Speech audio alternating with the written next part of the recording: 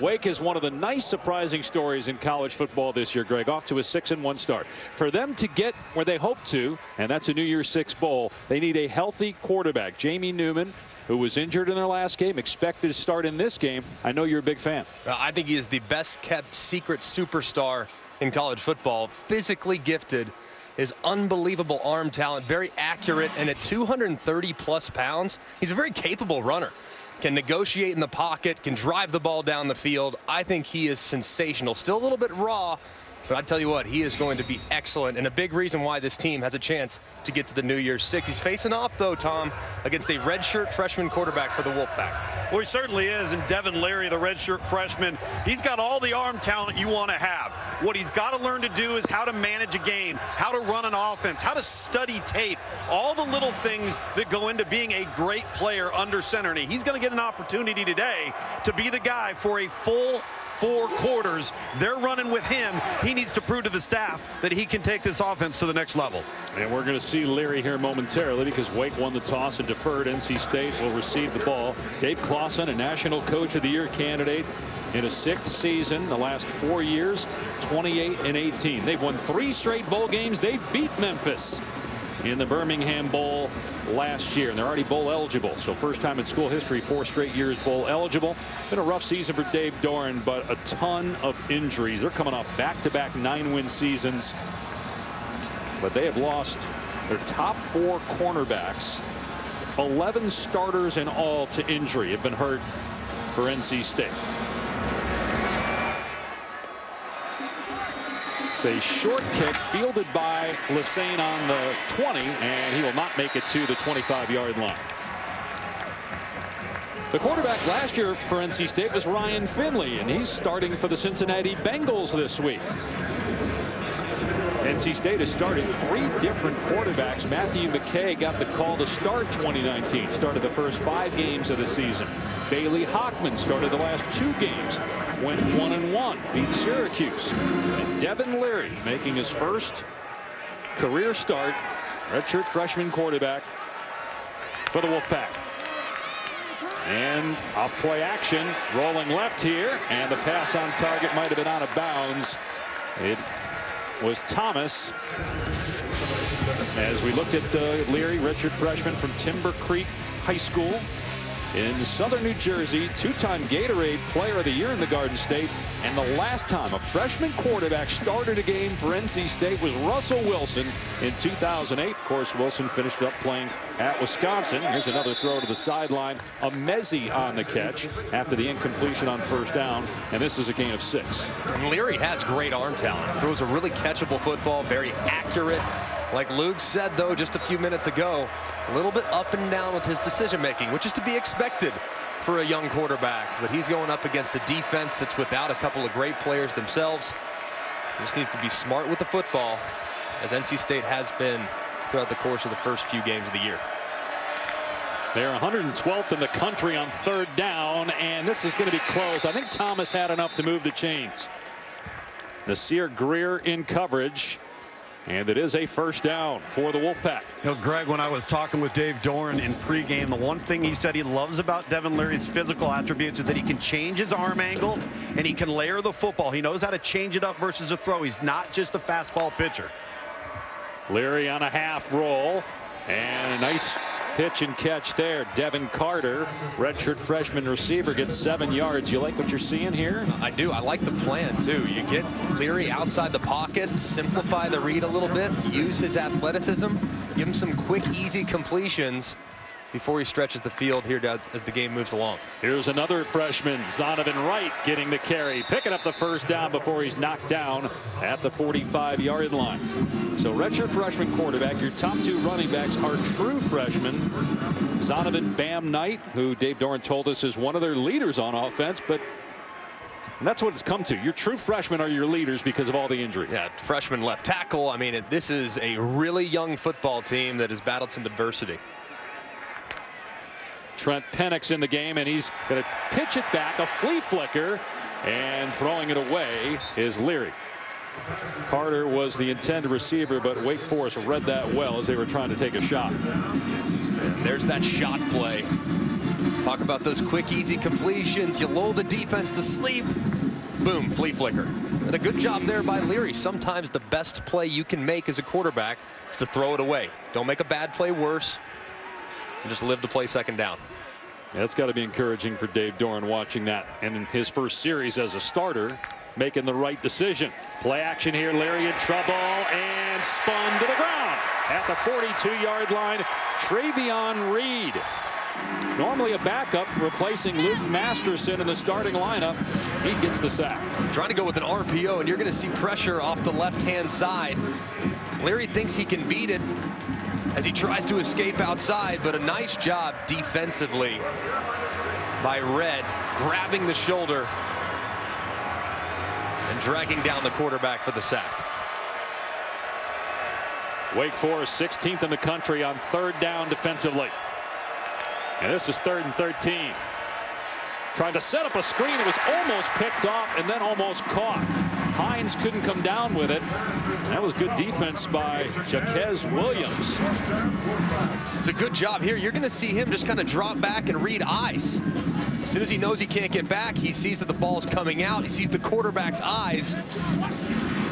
Reads out of that rush and gets a hand on the football. Really nice job by Williams there, sniffing out the underneath throw. Kendall Hinton is back. Trenton Gill will punt it for NC State. Gets off a good kick. And the fair catch made at the victory. But after a bye week, Newman is back as the starting quarterback for Wake from the 14-yard line. And they're going to run it. Cade Carney on first down gets maybe 2 or 3.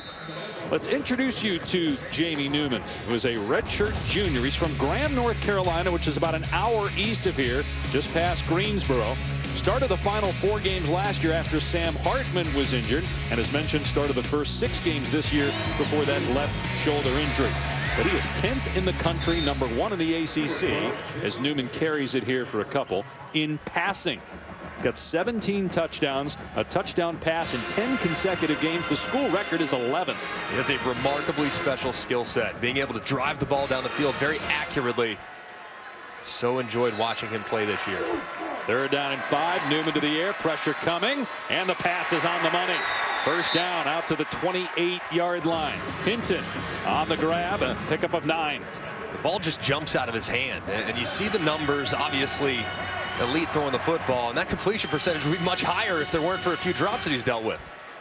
Swing pass here to Carney, who slipped. Turf monster tackle at the 27, a loss of 1. No, you say the ball jumps out of his hand. I'm standing right behind him, and it's like a metal bat hitting a softball. You know, yeah. It's just bam. Effortless. Yes. On second down, Newman with guys around him defensively could not hit Surratt.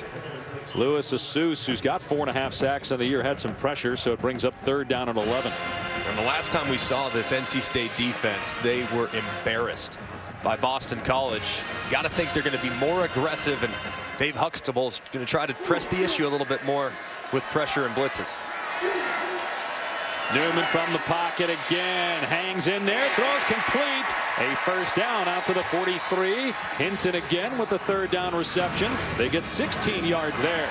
It's a beautiful combination. 2 in-breaking routes working against coverage. It wasn't very tight there in the secondary. NC State has dealt with their fair share of issues at corner. It's going to be a very tough matchup against 3 receivers for Wake Forest that are excellent. Newman off play action, and it's incomplete, broken up. You talked about how bad NC State was defensively last time we saw them against BC, but that was primarily defending the run. They gave up 429 rushing yards in a game, 429 to BC. Yeah, I think it's because they were a little bit too passive. A lot of young guys in there, a lot of guys playing extensive action for the first time against an offense like BC. Didn't handle it well. Carney gets the carry on 2nd and 10 and dragged down. Otherwise, he might still be running, but it's a gain of 11 and a first down. Jakeem Harris maybe saved the touchdown for the Wolfpack. It's a really nice cutback by Carney. You saw presence upfield by the NC State defender. He slips right underneath it for a nice gain. Newman off play action, firing one back shoulder, and was he inbounds? No. Scotty Washington, who's a big body, 6'5", 225, could not get a foot down on a dart thrown by Newman. It's really close. Look at this left foot. Yeah, it looks like that right foot lands out of bounds just before the left foot gets down. Good catch, but just not enough room between him and the sideline. Give Malik Dunlap, the defender, a little credit there too. Carney running to the left and picks up 2 to the 45-yard line. Boy, it's interesting just watching how they go about the handoff, right? First of all, you got to figure out who's got the ball, but it takes time to develop. And then when Newman doesn't hand it off, you see the NC State players around him defensively. It doesn't seem to bother him at all. So tough to defend because it forces you to declare defensively. Here he is on 3rd and 8, and another strike for a first down. Scotty Washington on the catch. 3 first down on this here as you look at the fewest time in the country between plays, and Wake Forest go at 21.6 seconds. Got an injured player here. It is Laurel Murchison for North Carolina State, a guy they cannot afford to lose, and they've lost a lot on D.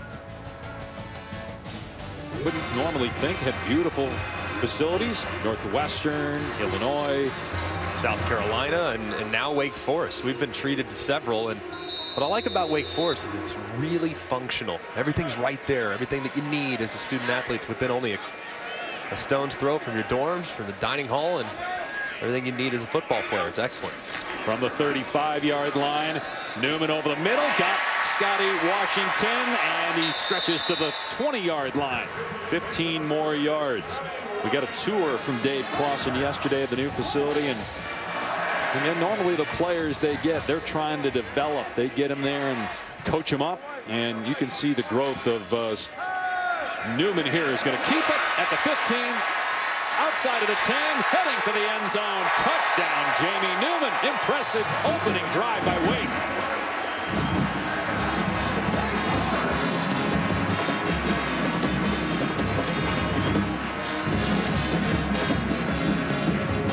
You started the telecast, Greg, saying this is a player that people need to know about, and man, did he look good on that first possession. He's a star. So accurate, so versatile, great recognition, and an excellent burst to the end zone to cap off their first drive.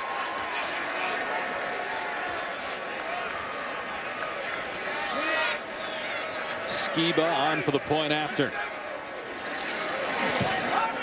And it's 7-0 Wake Forest midway through the first as the Demon Deacons try to get to 7-1. The last time was 2006. Went to the Orange Bowl that year.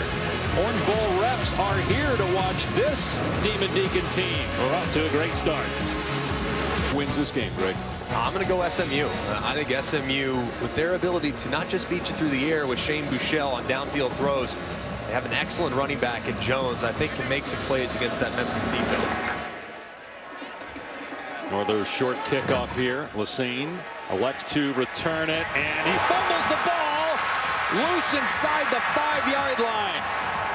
Wake Forest looked like that they jumped on it first inside the 5. DeAndre Delaney was down there for the Wolfpack.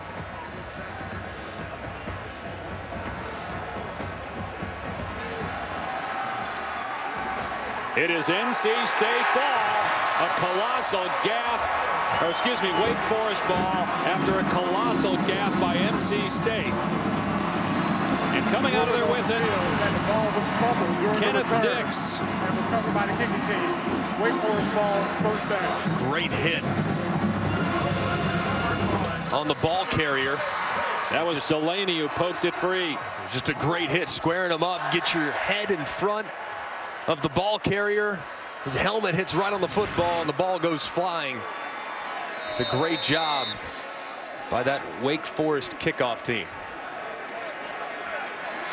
First down at the 2 after the turnover. Wake already up 7-0. Carney wrapped up in the backfield by Brock Miller. Loss of 3. There's a huge stand for NC State's defense. First drive, Wake Forest went right down the field. Then they're put in a really difficult spot. Sudden change on their own 5-yard line. Backs against the wall with a redshirt freshman quarterback making his first career start. It's really tough to climb out of a 14-0 hole. So holding Wake Forest to a field goal here would be huge for the Wolfpack. Well, Greg, you got these two big receivers on both sides versus very inexperienced corners in the red zone. Great opportunity for a jump ball here. Newman to throw, got a receiver open, touchdown Freudenthal. Nobody covered the tight end.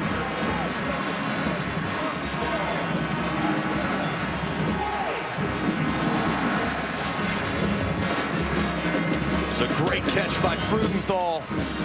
But how about the throw up and over the defender? Jamie Newman drops it in the bucket.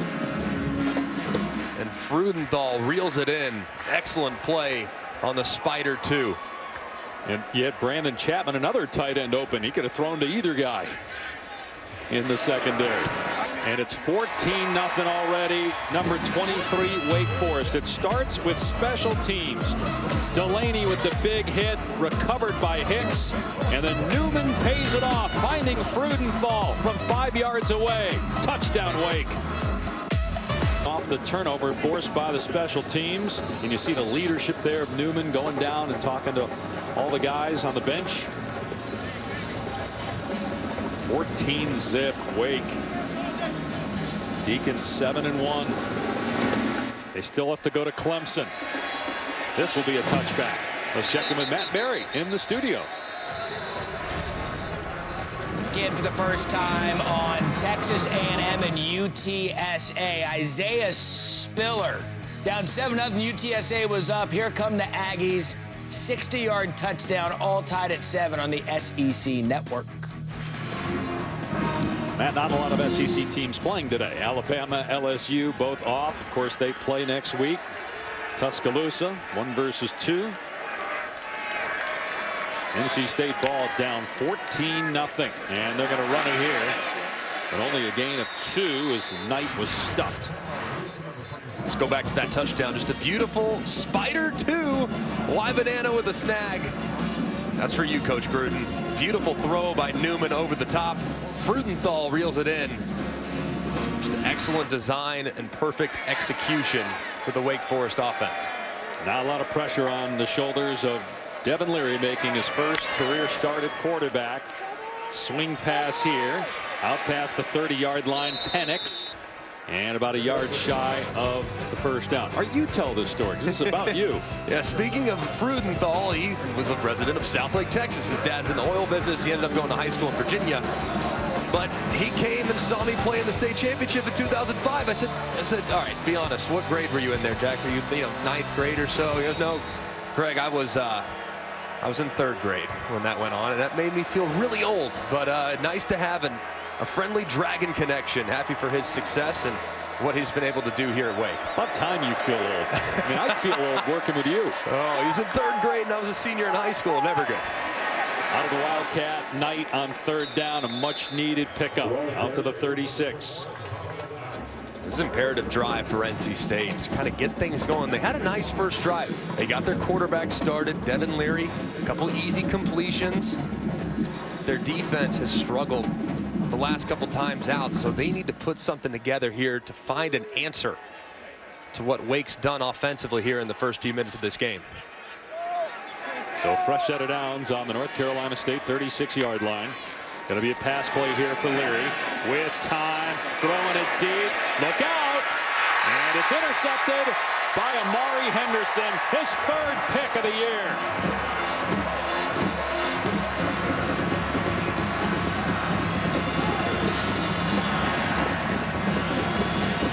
NC State is not a team that turns the ball over an awful lot. Devin Leary here not recognizing how deep the corner was playing on the post route. Look how far over the top Henderson is. That's a redshirt freshman mistake.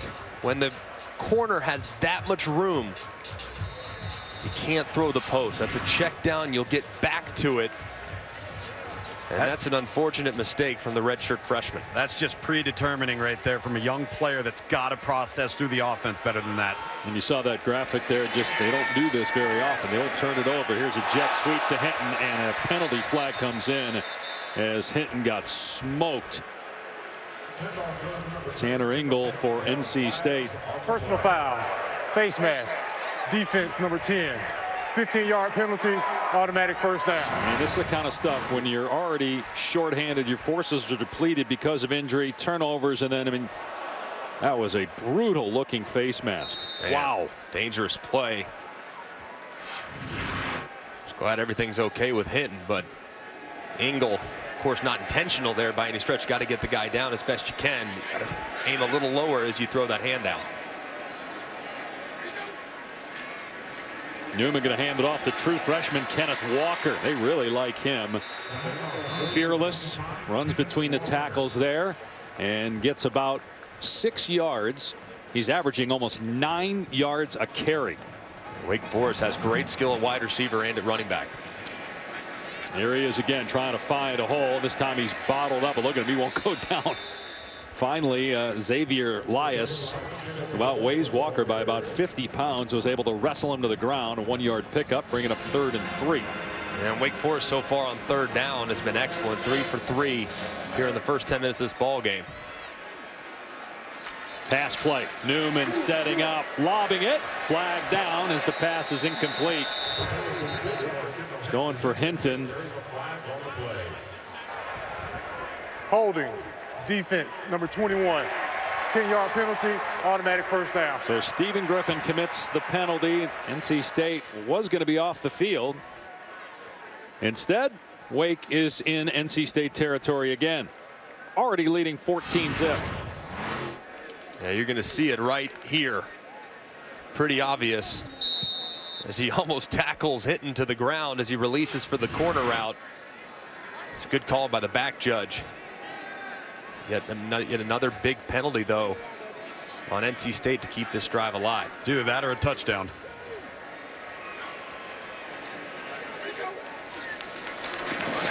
Newman throwing, and he could not hit Hinton. Man, he had something on that ball.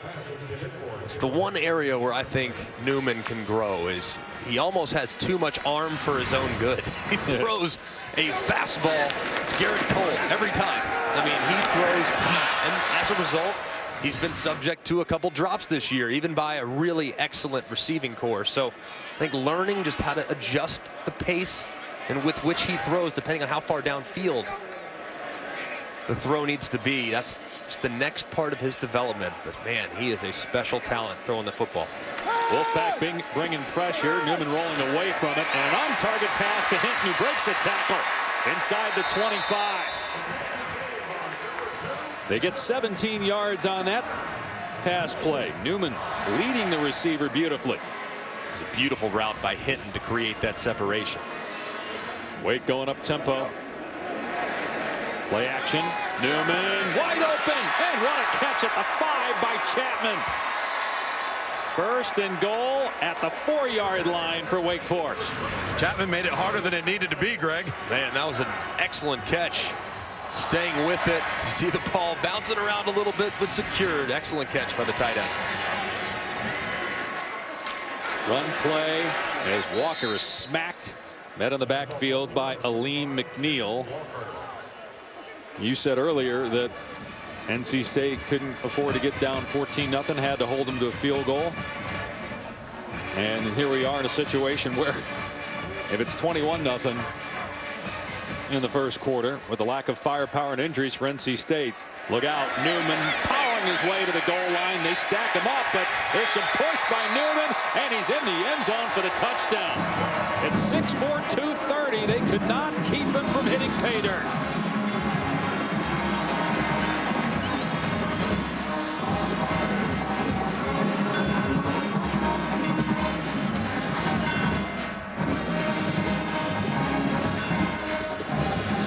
Yes, that left shoulder's fine.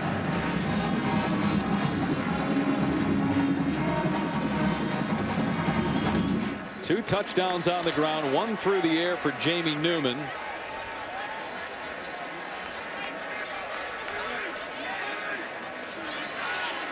And Skiba makes it 21-0.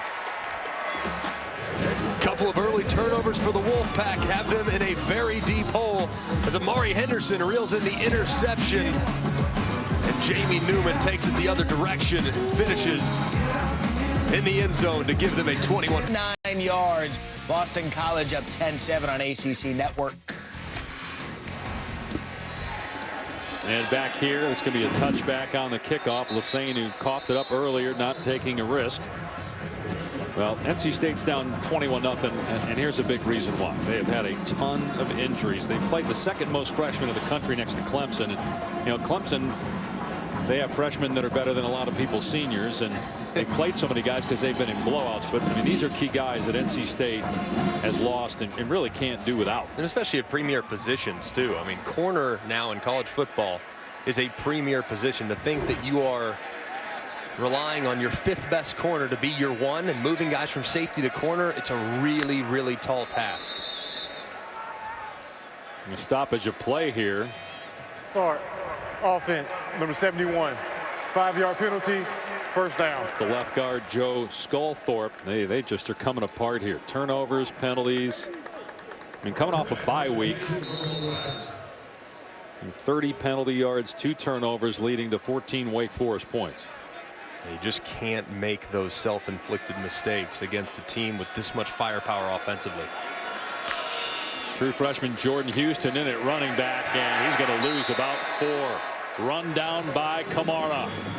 Look at the penetration there in the backfield, Greg. I mean, NC State just getting beat off the football. And that's probably the biggest difference that I've seen with NC State this year. Yeah, they've lost some key pieces on defense naturally, but the one area of their team that was very reliable the last few years was that offensive line. Bradbury there at center, a first-round pick, a physical team, a tough team. And up front, along the offensive line, they haven't been anywhere near as good. That position needs to solidify, especially for a young quarterback. Another run on 2nd and 18, and what a vicious tackle. A huge hit by Bassey on the running back, Houston. Wake is balling on both sides. He's unblocked. I mean, that's the guy that you have to account for in the run game. His offensive line never gets to the second level. And as a result, Bassey is able to bring down the ball carrier behind the line of scrimmage.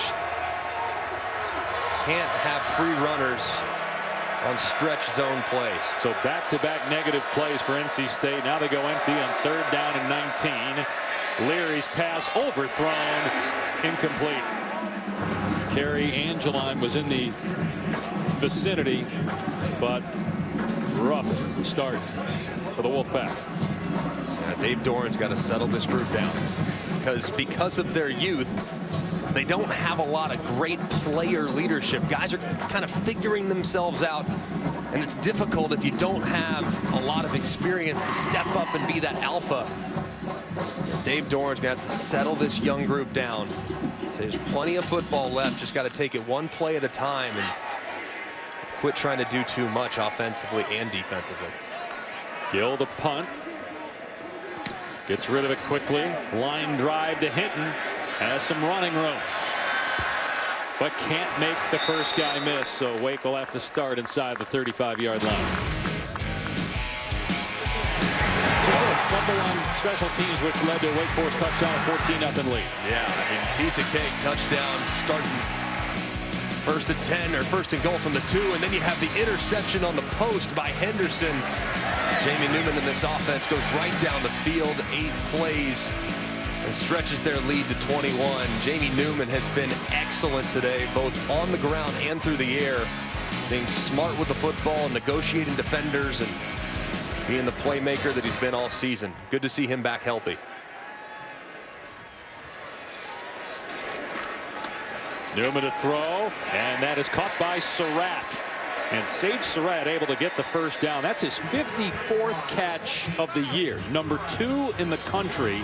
This guy's an incredible athlete in high school. He became the first player in the state of North Carolina to win Player of the Year in both football and basketball. And that year, Kobe White, who's now in the NBA and a top 10 pick, he beat him out. We got an injured player for NC State. Not only a great football player, great high school player. Kobe White, he beat out for player of the year. White was the number 7 pick in the draft by the Bulls. Sage, a sophomore from Lincolnton, North Carolina, 6'3", 215 pounds. Number 2 in the country in receiving yards. Here's a shot to Surratt. Made a great catch, but they say out of bounds. Boy, it was close to getting that foot down. What an effort, though, by Surratt. Yeah, you see as he adjusts his body for the back shoulder, really close, but that right foot lands clearly out of bounds. A good job by the defender, too, making sure there was as little room as possible as he adjusted for the back shoulder. It's a great effort by Surratt. I tell you, Greg, when he's covered, he's not covered. No. If you give him a shot with the ball high, he's coming down with it. He's such a mismatch on the perimeter. Reminds me of Mike Evans. Maybe not quite as fast as Mike Evans. Same Texas body A&M, control. and now obviously Tampa Bay. He's excellent. Here's Surratt again, able to make the first defender miss before he's gang tackled. Holds on to the ball as Ingle comes in, tries to strip it. Pickup of about 4 or 5. 4-time ACC wide receiver of the week, including the last 2 weeks. 3 touchdowns over the last 2 games. Has a brother, Chaz, that plays at North Carolina. And they take on Virginia tonight. Newman. And it's caught close to the first down. Freudenthal is going to be just short, it looks like. Wait, with 4th down, and looks like Dave Clawson has no intention of punting the football. I don't know why you would. Short yardage, offense rolling, big body quarterback. But clearly has a change of heart here. I'm a little surprised, frankly, knowing the momentum that his offense has and the fact that NC State hasn't really been able to do much offensively. This is surprising. I'm really surprised. Watch for the fake if you're NC State. This would be an opportunity. You might see a fake punt potentially.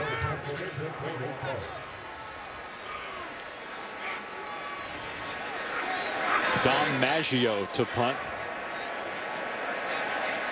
And it works out for Dave Clawson.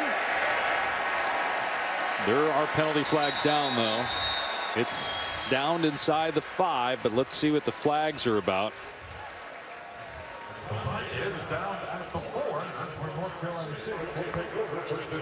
During the kick, holding, receiving team, number 19. Penalty will be half the distance to the goal. First down. And that's the end of the first quarter. Dave Doran trying to encourage his troops, but it is all Wake after 1.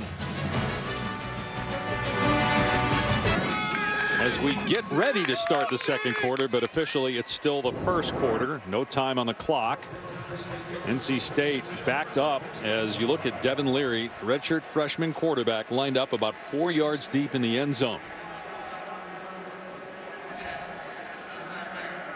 So referee Trey Blake just announcing the 1 on time down.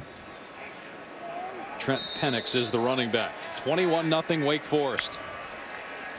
Penix able to get out of the end zone. He got pushed back, but he did get all the way out with the football. Drilled by Dion Bergen. It was really close. You see the penetration. Ball is out. So no threat of a safety there.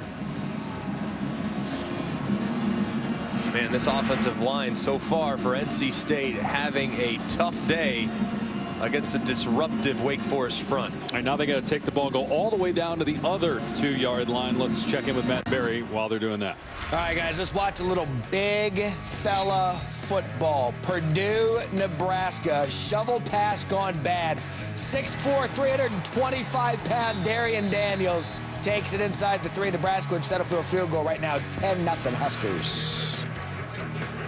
That is a big man running. Well, he had 94. Why didn't they go speed option? Pitch it to big 94 so we can get a big man touchdown and a big man touchdown celebration. Look at that. 9 of the 16 plays for NC State in the first quarter. 0 or negative yards. They just lost a yard on first down. Almost a safety on first down. So I'm sure Wake licking its chops here on second down. And field position's killing them, guys. I mean, they cannot give Devin Leary any worse of a situation to start off. Yeah, and it's on the offensive line. They got to get some push up front against the Demon Deacons. Gonna throw it here, and Leary's pass is knocked away. That was inside, and boy, if Bassey got his head around, he might have picked that off. Mezzi, the intended receiver. Yeah, it was late and it was inside. You see a Mezzi turn and try to make a play on the football. This is just a redshirt freshman reminding you he's got to anticipate, and you have to, on an out-breaking route, miss outside. Can't miss inside. That's a dangerous game, but fortunate it wasn't intercepted. 3rd down and 11. Leary stepping up, throwing a deep ball, and almost intercepted again by Henderson. Picked one off in the first quarter. Hines the intended receiver, but Henderson had a better crack at that than Hines did. That was a good look on the seam route up the field, but an excellent job by Henderson, the corner, converging on that seam and vacating his outside zone, coming in, collapsing on the seam, and making a play on the football. Almost had his 2nd interception. He's had a great start to this game, Amari Henderson. Just watching the punter, Trent Penix, look down a couple times to make sure that he's not standing out of bounds, because they're snapping it from the 1-yard line. You know, normally you're back about 15 yards. He's back only about 11 for the punt. He got rid of it quick, which he did. And here's the return by Hinton. He's at the 35 and somersaults to the 28-yard line. We mentioned that Sage Surratt of Wake Forest has a brother, Chaz, who plays at North Carolina. The parents, Brandy and Kevin, are here now. They'll end up in Chapel Hill later for the North Carolina-Virginia game. Sage and Chaz. Chaz was a quarterback, now playing linebacker for North Carolina. Well, Brandy and Kevin have been in the stands together for every game their sons have played except once. September 28th, Dad had to go to Boston to watch Sage win at BC. Mom had to go to Carolina Clemson, and North Carolina almost won that game. Went for 2 at the end. Did not convert, and Clemson won in a thriller. Wake going to run the ball here as Walker breaks a tackle, and they finally get to him at the 13. Otherwise, it's a touch. So here's earlier today, the parents arriving, Wake Forest, but they've got their North Carolina gear ready. They're going to change in the car, I guess, on the way down 40 East, that 82-mile drive to Keenan Memorial Stadium in Chapel Hill. Here's Walker again on 1st down inside the 10. There's Mom Brandy greeting Sage on the Deacon Walk this morning. It's awesome. It's so great that they can go to both games. And I'll be honest with you, man. I mean, Sage Surratt's been outstanding. Chaz Surratt's done a heck of a job at linebacker. He was a big reason why they almost pulled off that Clemson upset. They finally figure out that play defensively. Walker swallowed by Peyton Wilson, so a loss of about 5. 3rd down and 9. Dave, that slow action in the backfield has created so many problems for NC State on defense, because you have to choose. Are we going to hit the quarterback, or are we going to hit the running back? And up until that moment, they've chosen wrong.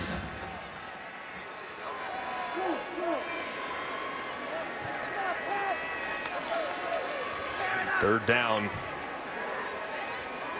One of the few times we've seen the look back from this Wake offense that's been at light speed here so far. Keep an eye on Hinton. He's got outside leverage against that safety. Instead, they run Walker, and he's leveled at the 7. So Wake just kept it on the ground there. Ingle with a good stick. Finally, NC State's defense able to get off the field. Although I guess they got off the field on a punt. It was 4th and 1, but a little too late now. Needed stops when Wake got in the red zone twice in the first quarter after turnovers, getting the short field. This is the longest active streak in FBS. 23 consecutive made field goals by Nick Skiba.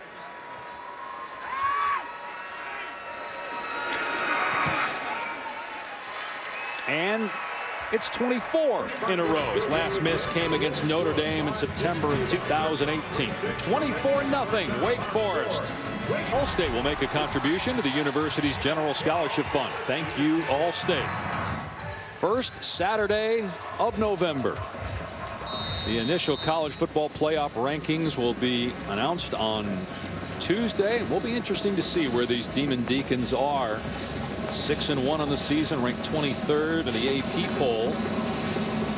Still have to go to Clemson, but really get a chance to win 10 or 11 games this year, as that was a touchback. Come out to the 25. Let's go back to that 3rd down for Wake Forest. He's got exactly what he wants with the matchup here. Look at the leverage by the safety. It's outside, and he's got Hinton working a post, and this post is going to be open. If Jamie Newman looks in that direction, you see him see it a little bit late as that post comes open. Hey, I'm sorry, man. I should have fed you. That was exactly what you look for, though, as a quarterback. Leverage in the red zone, and he had a lot of space in the middle of the field. Missed opportunity there by the excellent quarterback. Devin Leary going to throw it here on 1st down, and the catch is made by Carter. And Carter close to a 1st down. Here's Matt. Gentlemen, we have a back-and-forth game between Boston College and Syracuse. After a Syracuse touchdown, here comes Boston College. Dennis Grosel to Kobe White. Big one wide open. We are tied at 17 apiece on the ACC network. It's been a long rivalry, Syracuse and BC. I don't want to hear it about the Iron Bowl. I understand it's not that. I get it, but I think it's a rivalry of broadcasters. Tessitore against Pash and McDonough and Tirico. What other rivalry is it? Yeah, it's a broadcaster rivalry. It's the guys with the brains rivalry. Yeah. What's Eastern Kentucky's rival, Lugs? That pass caught by Angeline, a 1st down in Wake territory. It's a nice throw from Leary there. Notice how Tom went silent when answering the Kentucky. Hey, first of all, yeah, you don't ever set me up there, broadcasting rivalry. Now you throwing out while the ball's in the air, huh? You can't retort that way. Yeah, I've learned. Here's Houston inside the 40. Good drive as Tom looks up what retort means in the dictionary. Down to 36 right now for NC State. The Harvard of Central New York. That's right. Oh, by the way, our boy Devin Leary is playing pretty good. You want to pay attention? Yeah. Okay. It's a nice drive. Here comes a flea flicker, and Leary in trouble. Wake was all over that. Leary got tackled by Rondell Bothroyd as he tried to get rid of the football. Yeah, it almost happened a little too fast because Wake didn't react fast enough. They were kind of in the right place at the right time. If this was a little bit more slow developing, they might have been able to react to that reverse and then to the pitch back to the quarterback. A good job, though, by Leary. They sniffed it out. Don't make it worse. Throw it away. They run it on 3rd and 1. Houston makes a nice cut to get the 1st down. Jordan Houston, true freshman from Waldorf, Maryland. They have 2 true freshman running back. We've been watching Zonovan Knight a lot in this game, and now Jordan Houston getting some reps. These running backs aren't very big for NC State. They are talented, but they're not a group that's just going to run and get downhill, shoulders square to the line of scrimmage. They're going to be make you miss wiggle guys. Yeah, they're better on the perimeter, and that's what they're trying to teach these guys. You got to be more comfortable running between the tackles. Leary to throw on 1st down, off the mark. Went for Hines. Tabari Hines, a grad transfer from Wake Forest. How weird is that? Played all those years here at Wake and transfers to NC State. Ended up actually in Oregon to start and then got hurt last year. But was at Wake for 3 years. 24 starts as a member of the Demon Deacons.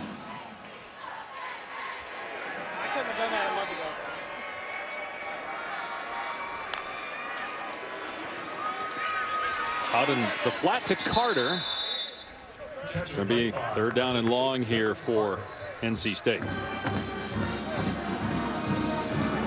You see Hines might be the recipient of this 3rd down opportunity. You see how he's done. As a Wake Forest wide receiver, he had some really nice games against NC State. So understandable why Dave Doran would want to bring him to Raleigh to join his squad. Could be 4-down territory here for NC State. Leary, long throw. That was well defended, but a flag is down.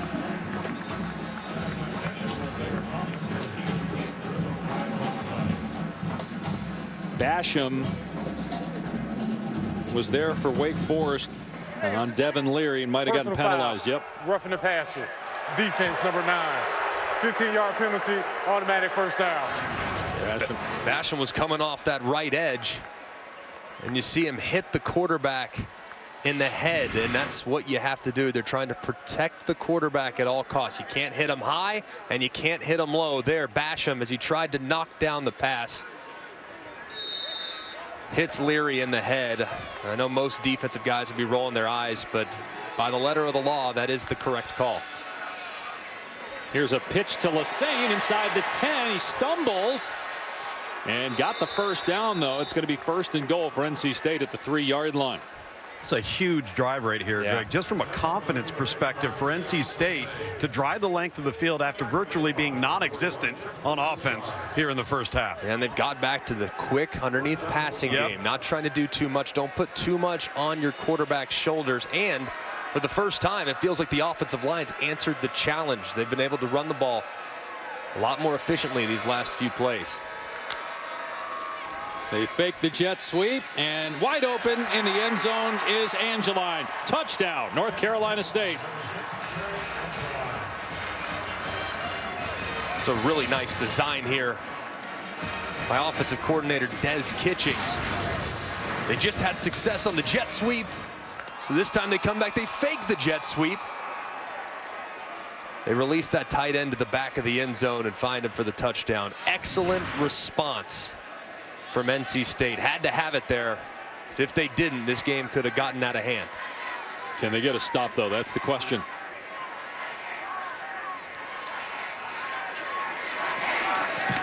Down 17. Can their defense, and after battling Mike Glennon here at NC State, Glennon a backup of the Raiders, and then first but not least, Phillip Rivers, who is a future Hall of Famer. Terrific player here for NC State, drafted by the New York Giants. Correct. And traded for Eli Manning. 5th overall. I believe it was 4th. Close enough. Manning went 1. Larry Fitzgerald went 3, by the way, that year. Hinton touchback comes out to the 25. If you look at this Wake Forest offense, it's all predicated off run action. They put the ball into the belly of the running back, and look at the influence it has on the second-level defenders. It allows guys to work in space over the middle. Nice job here on the seam route, and a great catch too by Chapman. And then finally, look at the influence on the right side of that defense.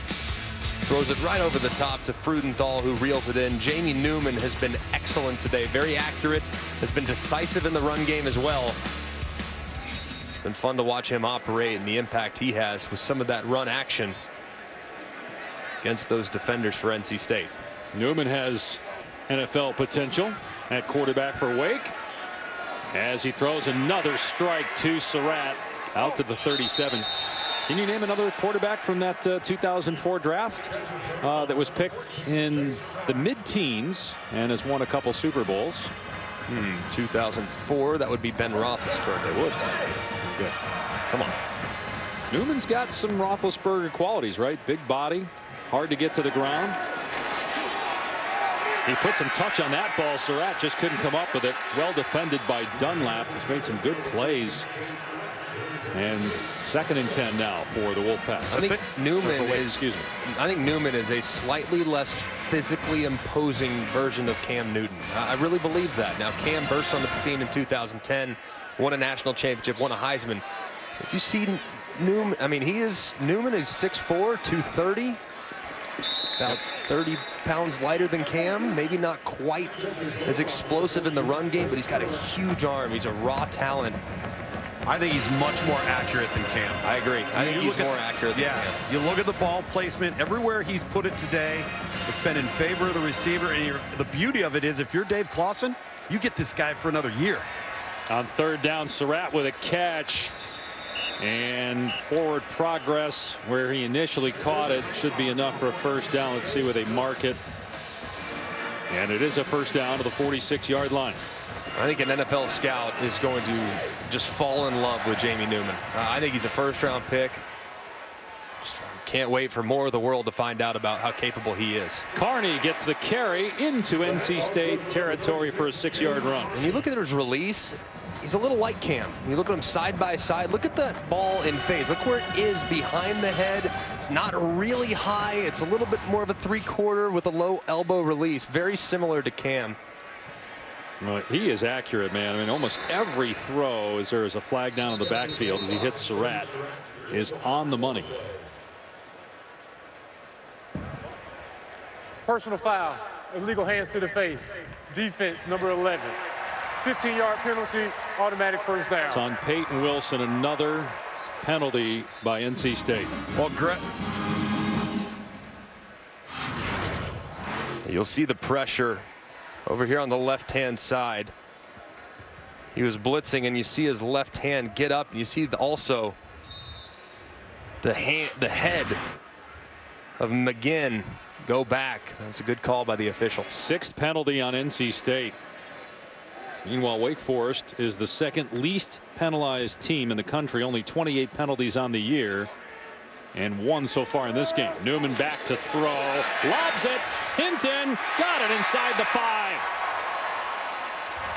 You talk about touch. It was there from Newman. 1st and goal as he drops it into the bucket. It's a beautiful throw. Just slightly underthrown, but Hinton makes a nice back hip catch. What an effort, too, to try to score. Carney stood up, lost a yard. It'll be 2nd and goal. Louis Asus, who was injured earlier, is back on the field and made the tackle. I think that's where Hinton's different than Surratt, in the sense that he can create that wiggle and that separation, so where if the ball's not perfect, you got some space to work with to make an adjustment. Man, you guys are tough critics. I mean, it's a pretty good throw. No, it is a good throw. Slightly underthrown. Yeah. I mean, when you're as good as Jamie Newman, you expect perfection. So slightly underthrown, but it's still good. Still a nice throw for sure. That's Carney motioning to the top of your screen. Somebody's got to get over there for NC State. Now Surratt comes in motion. They roll the other way, and it's a touchdown. Frudenthal's got 2.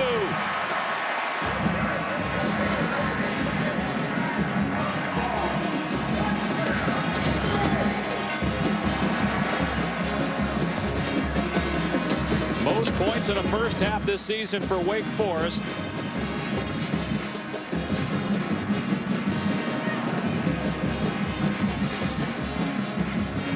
Jamie Newman responsible for 4 touchdowns, 2 running, 2 through the air.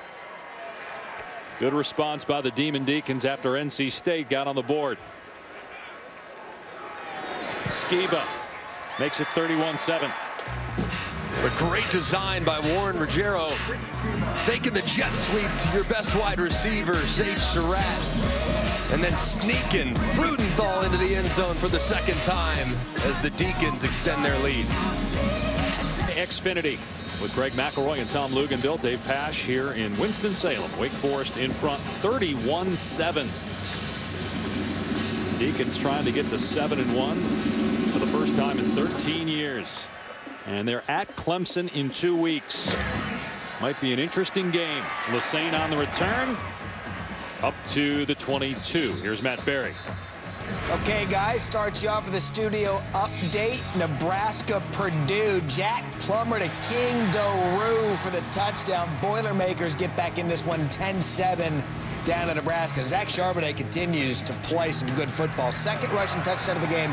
3rd straight week he's had at least 2 rushing touchdowns. Right now it is all Michigan on ABC.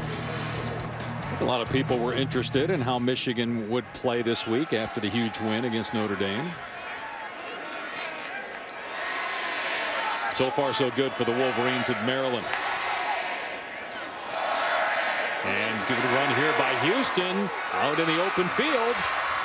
Breaking tackles and finally thrown down at the 48-yard line. That was a great run. Almost 24 yards. It's a beautiful run and decisive, too. He sees that opening in the hole up front. He immediately, instead of trying to stretch it to the perimeter, he cuts it upfield. That's what they want to see from these running backs. I'm telling you, these running backs at NC State are going to be pretty good here in a couple years. Young group, but a lot of talent. 2 true freshmen, a redshirt freshman. Here's a pass play by Leary. Long throw, and it's caught Mezzi at midfield, wrapped up there by Henderson.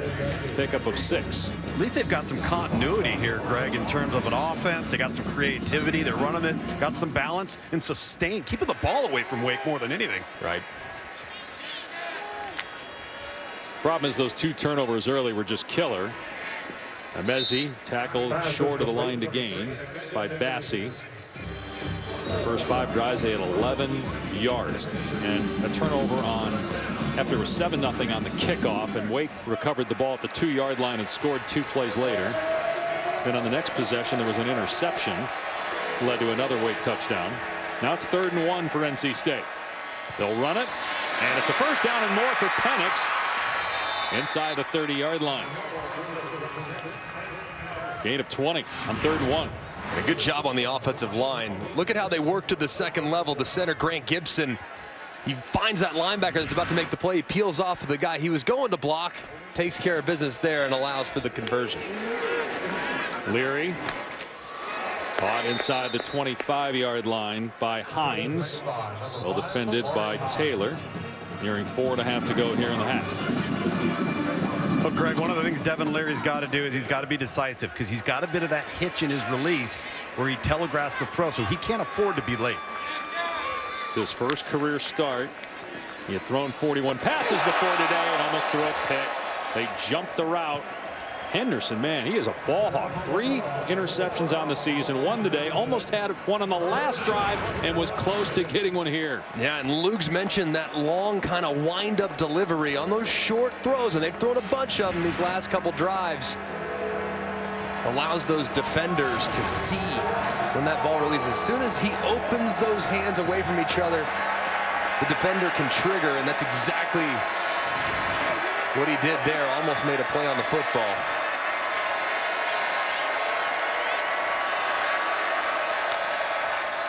Leary on 3rd and 5. Blitz is picked up, and the pass is knocked down. Let's see what Dave Doran does here. Probably just bring on the kicking team, try to get it back to a 21-point deficit, and that's what he will do.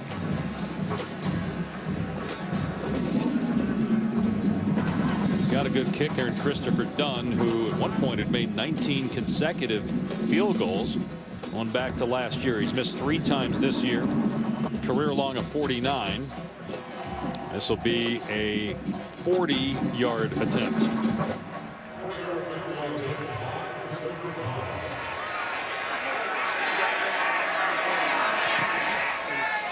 And that is perfect. So NC State back within 20. Bell to see how your school can compete, or get the committee's attention by using hashtag #LiveMoss Student Section Contest. A lot to cheer about for Wake's Forest fans. 6-1 record, 4th time in school history. They are bowl eligible for the 4th straight year, 1st time in school history. And they've got a 21-point lead. This will be a touchback. It'll come out to the 25, which means we have an opportunity for our Aflac trivia question. Aflac. There's Dave Clawson, the head coach of Wake Forest. He played college football at Williams College, Division III in Massachusetts. He is one of 6 Power 5 head coaches who played Division III football. Can you name the other 5? How about this? Can you name one? Can you name one? Matt Campbell, Iowa State. Yeah, Matt Campbell. I got him. All right, where'd he play? He played at Mount Union. Yeah. Yep. That's all you got. That's all I got. That's all I got. I'm done. I'll see you guys next week. I got nothing else. The trivia question was going to be, what is the greatest broadcasting rivalry? There's some big names, by the way, on this list. I know one other one. Tom Herman. I'm not going to tell you. Newman throwing deep. And oh my goodness, I don't know what happened there. Brandon Chapman was wide open. I'm going to try one more. Joe Moorhead at Mississippi State? No. No. No, but you're right about Tom Herman. So Tom Herman played at Cal Lutheran. Dan Mullen, Ursinus in Pennsylvania. Tom Allen at Maranatha Baptist in Wisconsin. Since when is Samford D3? Gotcha. Okay. Yeah, Jimbo, so last year that they were D3 is when Jimbo Fisher played there. Okay. Well, that's a trick question. Newman, his arm may have gotten hit there and the pass incomplete, so 3rd down and 10. Jimbo was the D3 player of the year that year that he played for Sanford.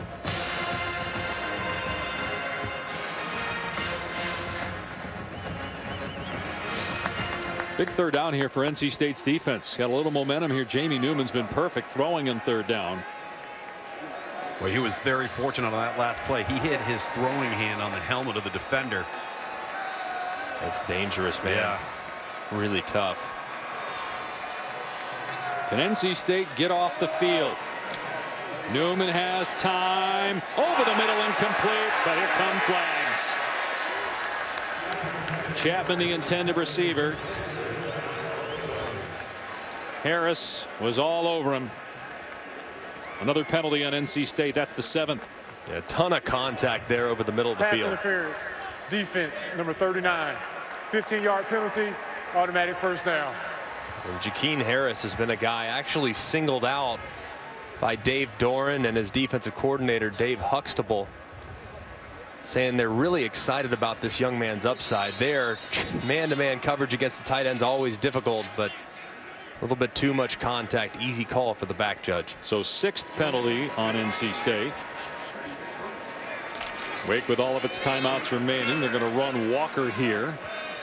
Picks up 3 yards before James Smith-Williams makes the stop. It's funny as you look at James Smith-Williams get up. He is listed at 265 pounds. When he came to NC State, he weighed 195. Think about that. He's gained 70 pounds in 4 years. Went from a DB to a D lineman. Newman running straight ahead, picks up a couple. Let's show you the metamorphosis of James Smith-Williams from David Banner to the Incredible Hulk. It's amazing, man. I mean, that speaks to this program and why they've had their struggles this year. It's a developmental program where they identify qualities and traits and then mold you into the player that you're eventually going to be. So they do a great job of that, and relying on youth is not something that's ever going to be a real strength for NC State. He now benches 420 and squats 620 pounds. Another strike thrown by Newman to Surratt into NC State territory to the 48-yard line. Surratt's got 7 catches already and targeted 9 times. NC State's going to have to start rolling coverage to the boundary. They've isolated 14 Surratt, which would be to the top of your screen, on number 24, the redshirt freshman Malik Dunlap, and they have not given him any help. I mean, it's just one-on-one, and it's a mismatch right now. And you have to feel if he continues to get one-on-one, you have to think that Surratt is going to set up a double move down the field on a hitch and go or slant and go. Walker gets the carry, sweeping to the right. And stacked up at the 48-yard line, so no gain, maybe a half yard. Asus was there to lead the charge defensively for NC State. Don't forget tonight on ABC, it is SMU and Memphis, our primetime game. Big one in the American Conference. SMU unbeaten on the year. 2 minutes to go here. Wake with all of its timeouts.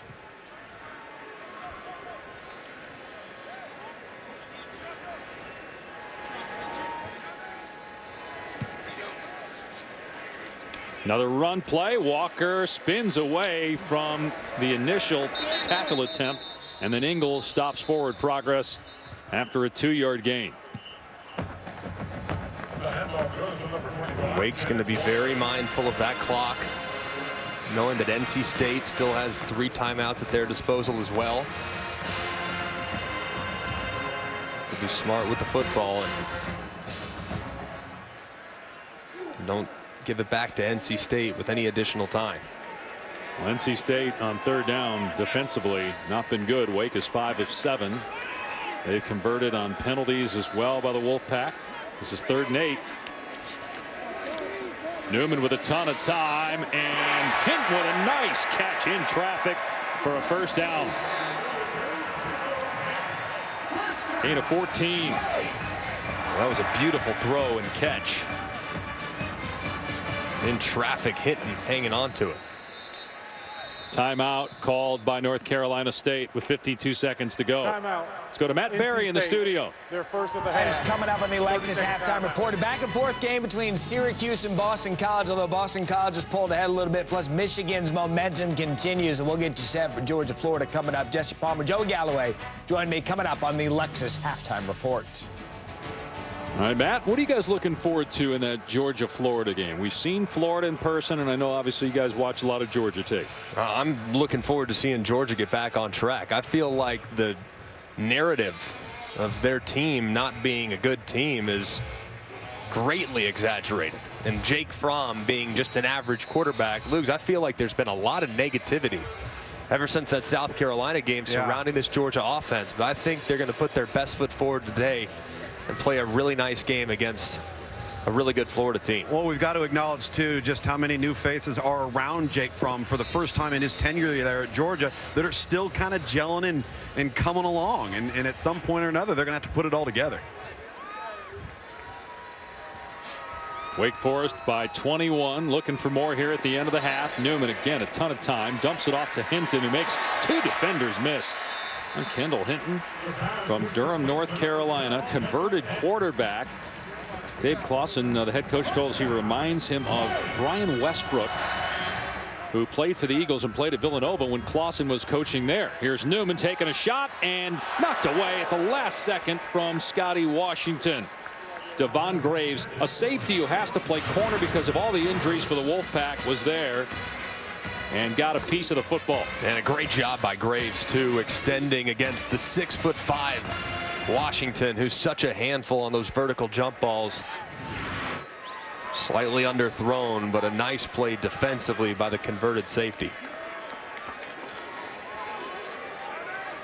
Newman has accounted for 4 touchdowns.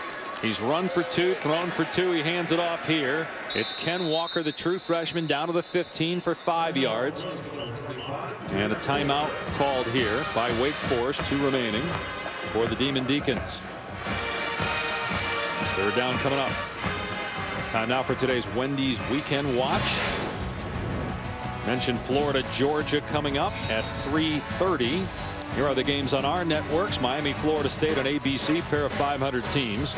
Auburn coming off its 2nd loss of the season at home against Ole Miss.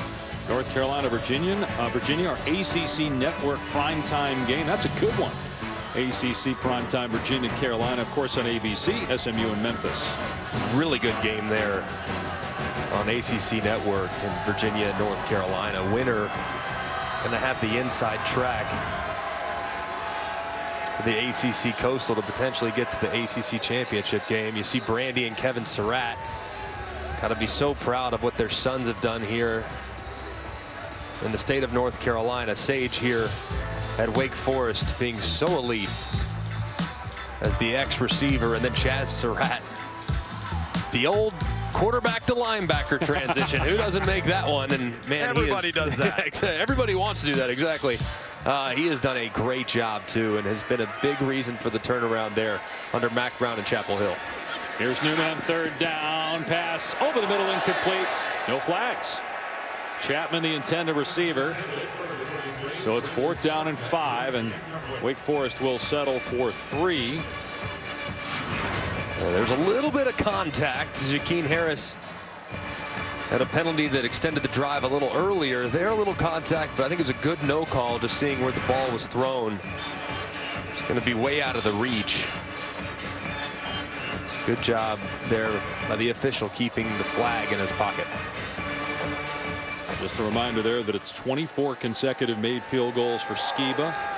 Longest active streak in FBS. This is a 34-yard try, and it's true again.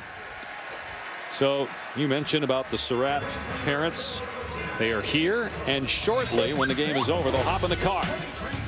Nice to have both your sons on Tobacco Road, about 82 miles to Chapel Hill, where they will watch the game tonight. They've got their Carolina gear in the back seat, ready to put on the Carolina blue. This is them this morning arriving in Wake gear and then showing everybody, look, we got the Chaz Surratt jersey. And he's got the sweatshirt. He's still got the hoodie. Clearly, hoodie is what he is most comfortable with on game day. He's got one in each color. It's just so awesome. And they make a quick change in the car and hit the road. I did find it ironic, though, in the graphic that their car was Duke blue in the graphic. Was it? It was, yes. In the graphic, it was. In real life, no, neutral color. So I'm glad to see that they didn't go with the Duke blue color.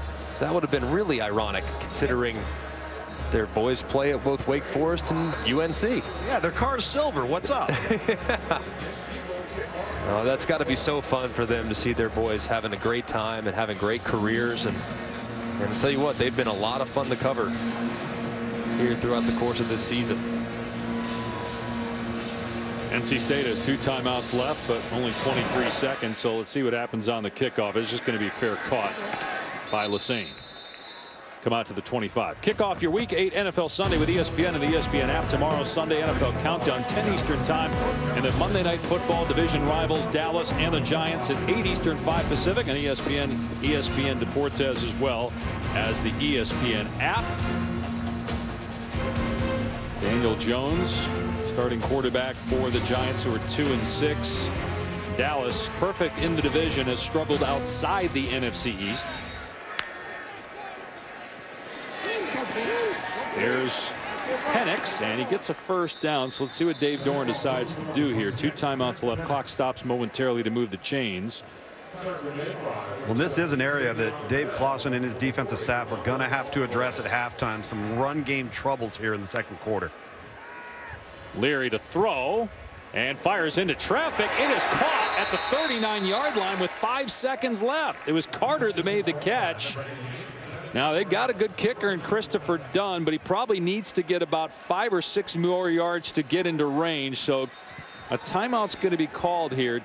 Do you have enough time to throw it quickly to the sideline, get inside the 35, and then give Christopher Dunn an opportunity? We asked Dave Doeren this week what his range was. He said about 53. I probably wouldn't, because he made one in practice this week from 53. His career long is 49.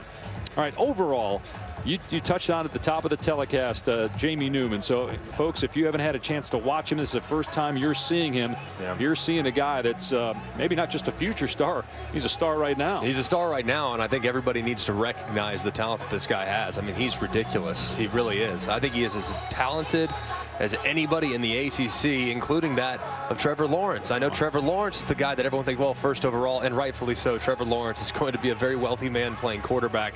But don't sleep on Jamie Newman. This guy, because of his explosiveness, because the game has changed, and because of his natural raw skill set, I mean, his future is going to be insanely bright because of that natural throwing ability and the accuracy that he displays.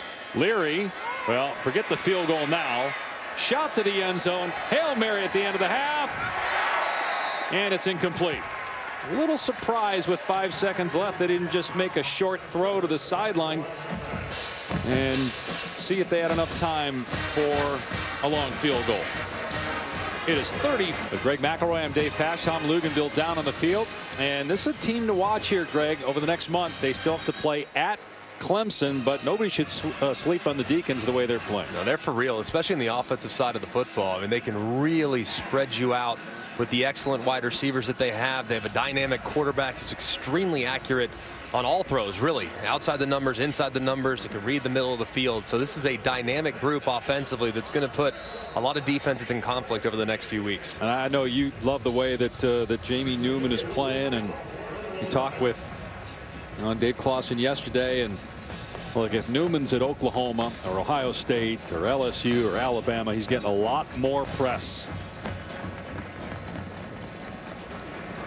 Wake Forest will start with the football. Here's Hinton, and he's tripped up at the 21-yard line. Now let's take a look at today's quick delivery, brought to you by DoorDash. Look how quickly Newman gets the ball out of his hands. I mean, 2 seconds here on the comeback route, beautifully thrown to the outside. A little shorter here on the shorter underneath throw to Surratt, and then working him outside the pocket. That ball just jumps out of his hand. So effortless, so accurate, with such incredible velocity. He was on fire in the first half and very much in rhythm.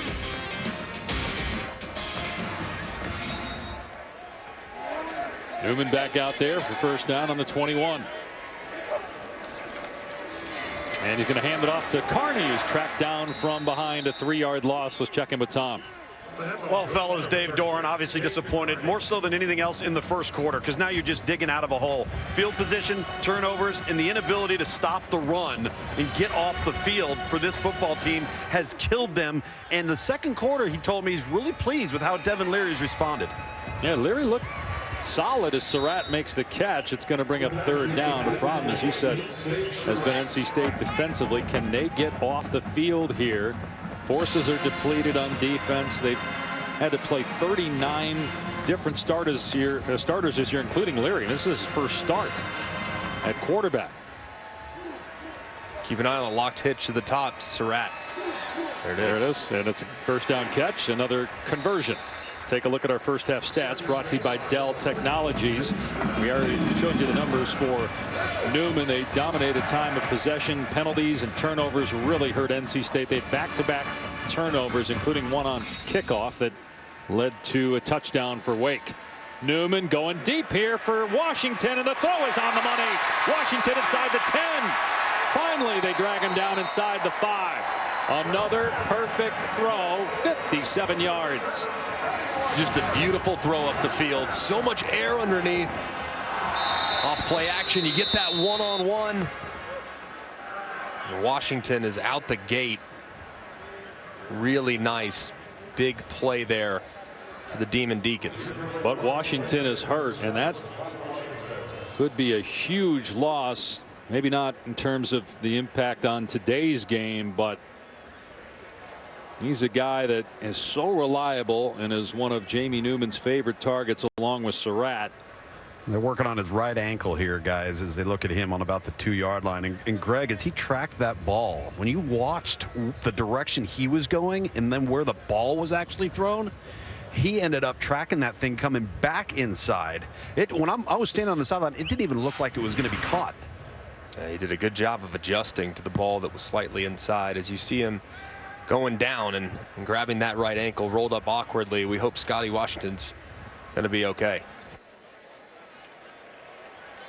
And the injured right ankle of Washington, he walked with some help to the sideline. It is first and goal from the 4. Newman rolling out, throwing, and it's a touchdown again for Freudenthal. That is his 3rd touchdown of the game. It's a great design here by the offensive coordinator, Warren Ruggiero. They just keep him kind of locked in right here. You see him right there in the middle of the field. Releases down, captures the edge, and is a late leaker into the flat.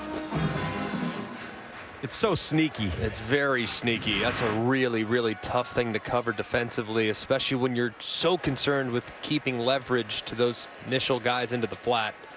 Really, really good design and a great touchdown. Wake Forest has now scored on 7 of 8 possessions in the game. It is 41-10. Take a look at our blimp-worthy moment brought to you by Goodyear. It was the game last year, and it was Jamie Newman's first career start.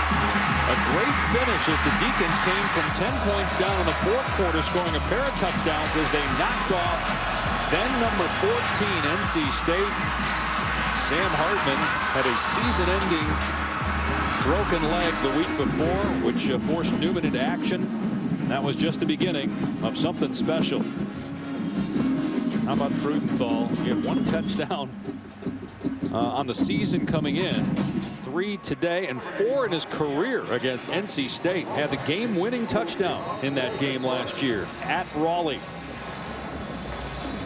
Say 80% touchdown rates, pretty good clip. Yeah, against one opponent.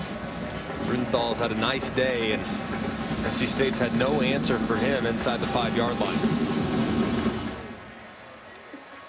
Lassane again signals for the fair catch. He's done that every time since that first kickoff when he fumbled it inside the 10-yard line. So if you're the North Carolina State coaching staff, Des Kitchings, the offensive coordinator, how are you handling things here with Devin Leary down 31, knowing you're probably not going to win the game? Do you run your offense, or are you still now saying we got to throw it every down to try to get back in this game? You run your offense at this point.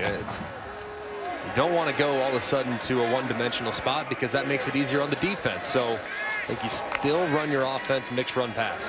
He's going to roll out here, and it is intercepted. Amari Henderson, man, he's got 2 picks. He could have 2 more in this game.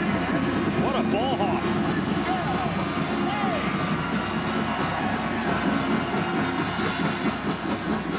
This was a great catch by Henderson, cutting in front of the hitch route. They threw that hitch route time and time again in the first half of this football game, especially in the second quarter. Started to see these corners for Wake Forest squatting on those hitch routes underneath. Almost had one earlier, got one there. A great way to start the second half for the Demon Deacons. He's got 4 interceptions now on the year. Wake takes over on the 30-yard line. Newman keeping it here and hugs the sideline before he stepped out after a 6-yard run. Number 12, Newman with the keeper. That time it looked like Jamie was just waiting to see what the free rusher was going to do. Take me or take the back? Yeah, I think he chose right as that back got cleaned up in the backfield. Here's a pitch to Carney, trying to get outside. Able to get the first down. Knocked out of bounds at the 15-yard line. 9 more yards. Cade Carney, senior running back. 1,000-yard rusher a year ago.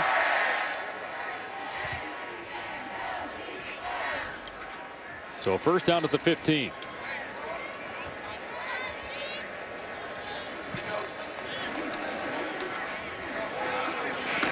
Carney, a good tackle 2 yards downfield by Tanner Ingle. And you just see this offense and the mesh between the running back and the quarterback. Look how long it takes. I mean, it's so lethargic. It almost rocks you to sleep on the defensive side. It really allows you to be right offensively. He's going to keep it here. Newman inside the 10.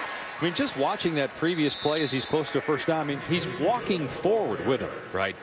And the offense is essentially, it's no different than triple option. It's no different than watching Army. And to see the quarterback open up, take that first step at 5 o'clock and start that mesh point at about 2 yards deep, it's very similar. That's where the handoff actually occurs. Newman keeps it here. As they had Surratt lined up in the backfield, Newman gets the first down. It'll be 1st and goal.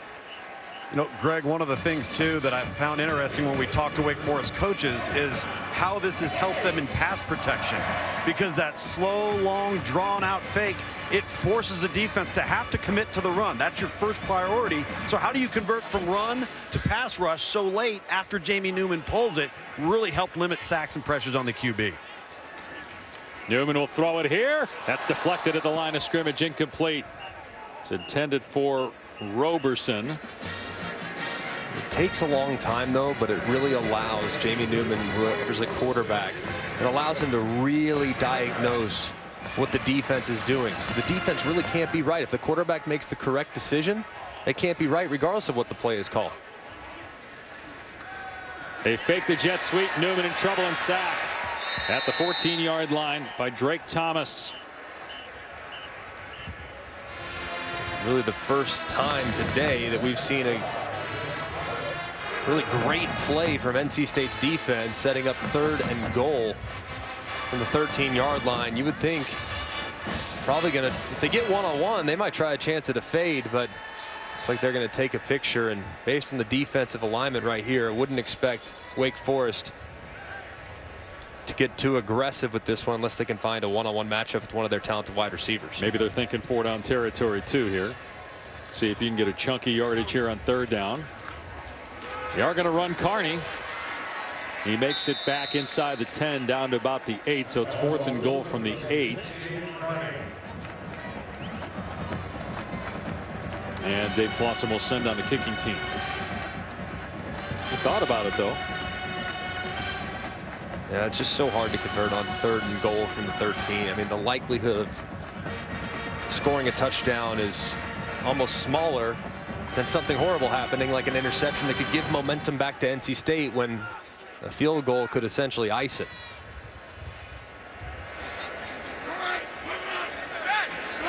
.26-yard field goal.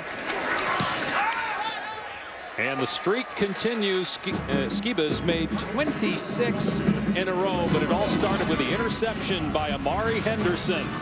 And the Demon Deacons continue to roll. They lead 44-10. First time in school history that they're bowl eligible 4 straight years. Just look at what Dave Clawson has done turning this program around. Think about it. They've been predicted to finish 5th or worse in their division, the Atlantic, each of the last 6 years. And that game at Clemson going to be really interesting in a couple weeks. Touchback. It'll come out to the 25 for NC State. Well, big reason for the big lead for Wake Forest, the turnovers.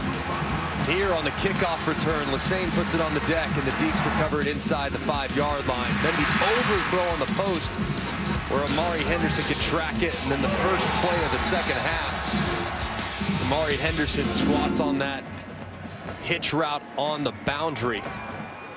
Intercepted football. It's been really tough for NC State today. Made a lot of mistakes. Penalty flag down. A couple coaches came out of the field for NC State as Houston is brought down by Tyler Williams. Illegal formation, offense, more than 4 players in the backfield. 5-yard penalty, replay first down. All right, here's Matt Berry in the studio. All right, guys, checking in on UCF and Houston. 23-21 Houston at this point. Good back and forth game. Ben Thompson, 42-yard touchdown. They reviewed it. It stands. UCF back on top on ESPN 2, 28-23. All right, of course, the big one in the American tonight on ABC, Memphis and SMU. Looked like a great scene at game day. Leary with a long throw off target, going to be 3rd and 11.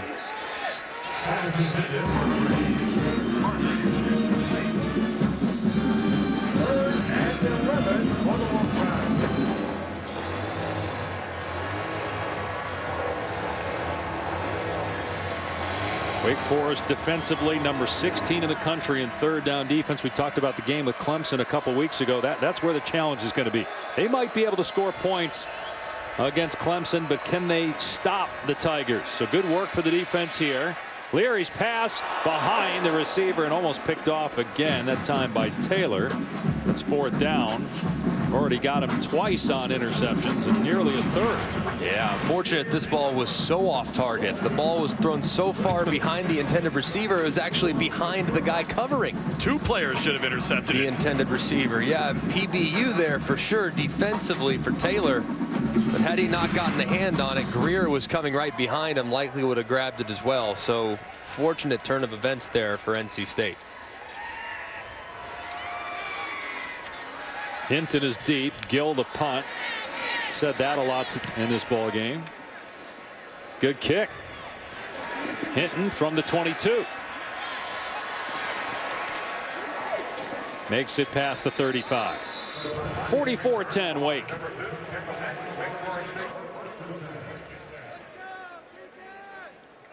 Tigers 1 loss. SMU undefeated at 8-0. Great scene for college game day. Corso dressed up as Elvis. It was awesome. It was classic.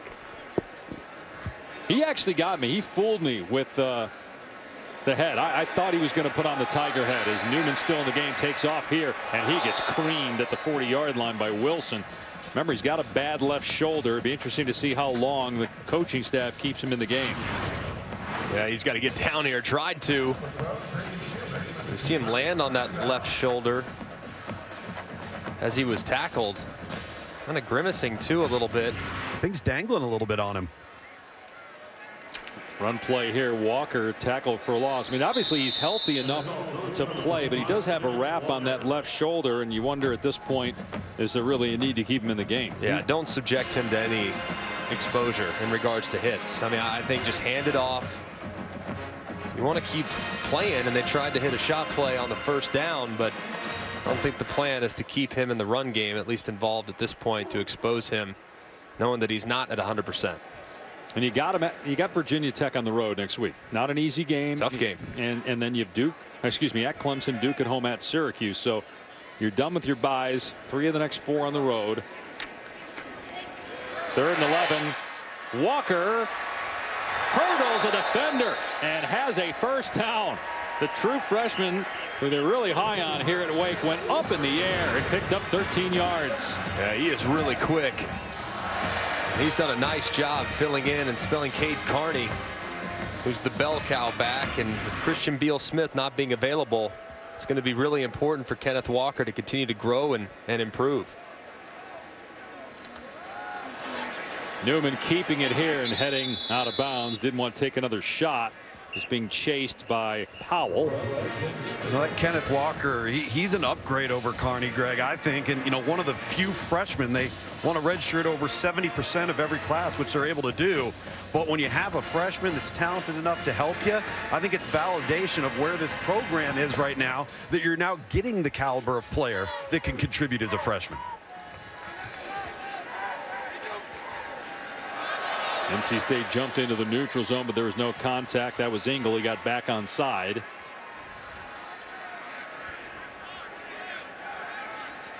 Wake taking the play clock down here to 1. Newman's pass. Oh, what a catch by Claude. Great grab by Claude. Got a foot down. Yeah, that was a heck of a play by Claude. One of the few inaccurates we've seen today from Jamie Newman off the mark, but Claude makes it right. You see that right foot get down in bounds really close. Take another look at it here. Does look as though he's in. Good job by the officials on the sideline.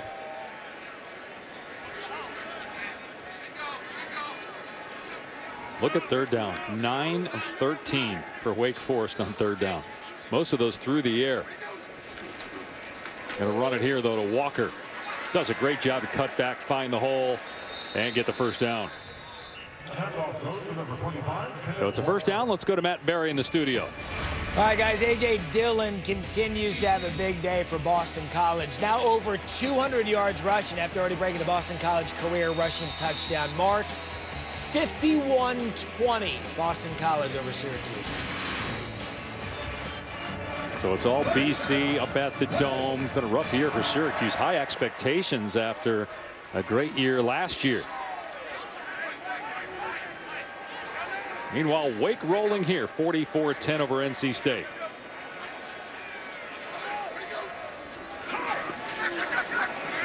Newman throws a deep ball and led the receiver Surratt out of bounds. You have to wonder if that hit that Newman took on first down on this drive has him feeling a little uncomfortable, because his last 2 throws, you can make a case for maybe his least accurate throws of the entire game. That one way out of bounds, probably 5 or 6 yards out of bounds, not giving Surratt a chance. And here was the hit I was describing. You see him kind of grimace in pain. You wonder if that left arm is hurting badly enough to affect his accuracy, because it looks like it might be based on these last couple attempts. NC State blitzing, Newman in trouble and sacked. Again, if you're Dave Clawson, you got to be thinking this is his last possession. You're up 34. I know there's still 5 minutes to go on the third, but it ain't worth it, is it? No, it means too much to the team. And understand that you want him to keep playing, and more reps is always a good thing. Remember, I mean, Jamie Newman is still a developmental player. He's in his 4th year, but he's still a raw talent that can use more reps. He hasn't started a million games, so game reps are invaluable, but I think exposing him to hits is not what they want to do at this point. 3rd and 16, and he overthrows Claude. Almost got tangled up in the kicking net there, and may have. Needs a little help up, but there's 3 overthrows on that drive, and now it's 4th down, and those are throws he was making in the first half, to your point. That was a really difficult throw there, though, and almost got it in there, but not a lot of room. Not much room. He's not real happy with himself as he heads to the sideline. So Dom Maggio, Berman would have a field there, right? But Dom Maggio is the punter. There, Thomas is back.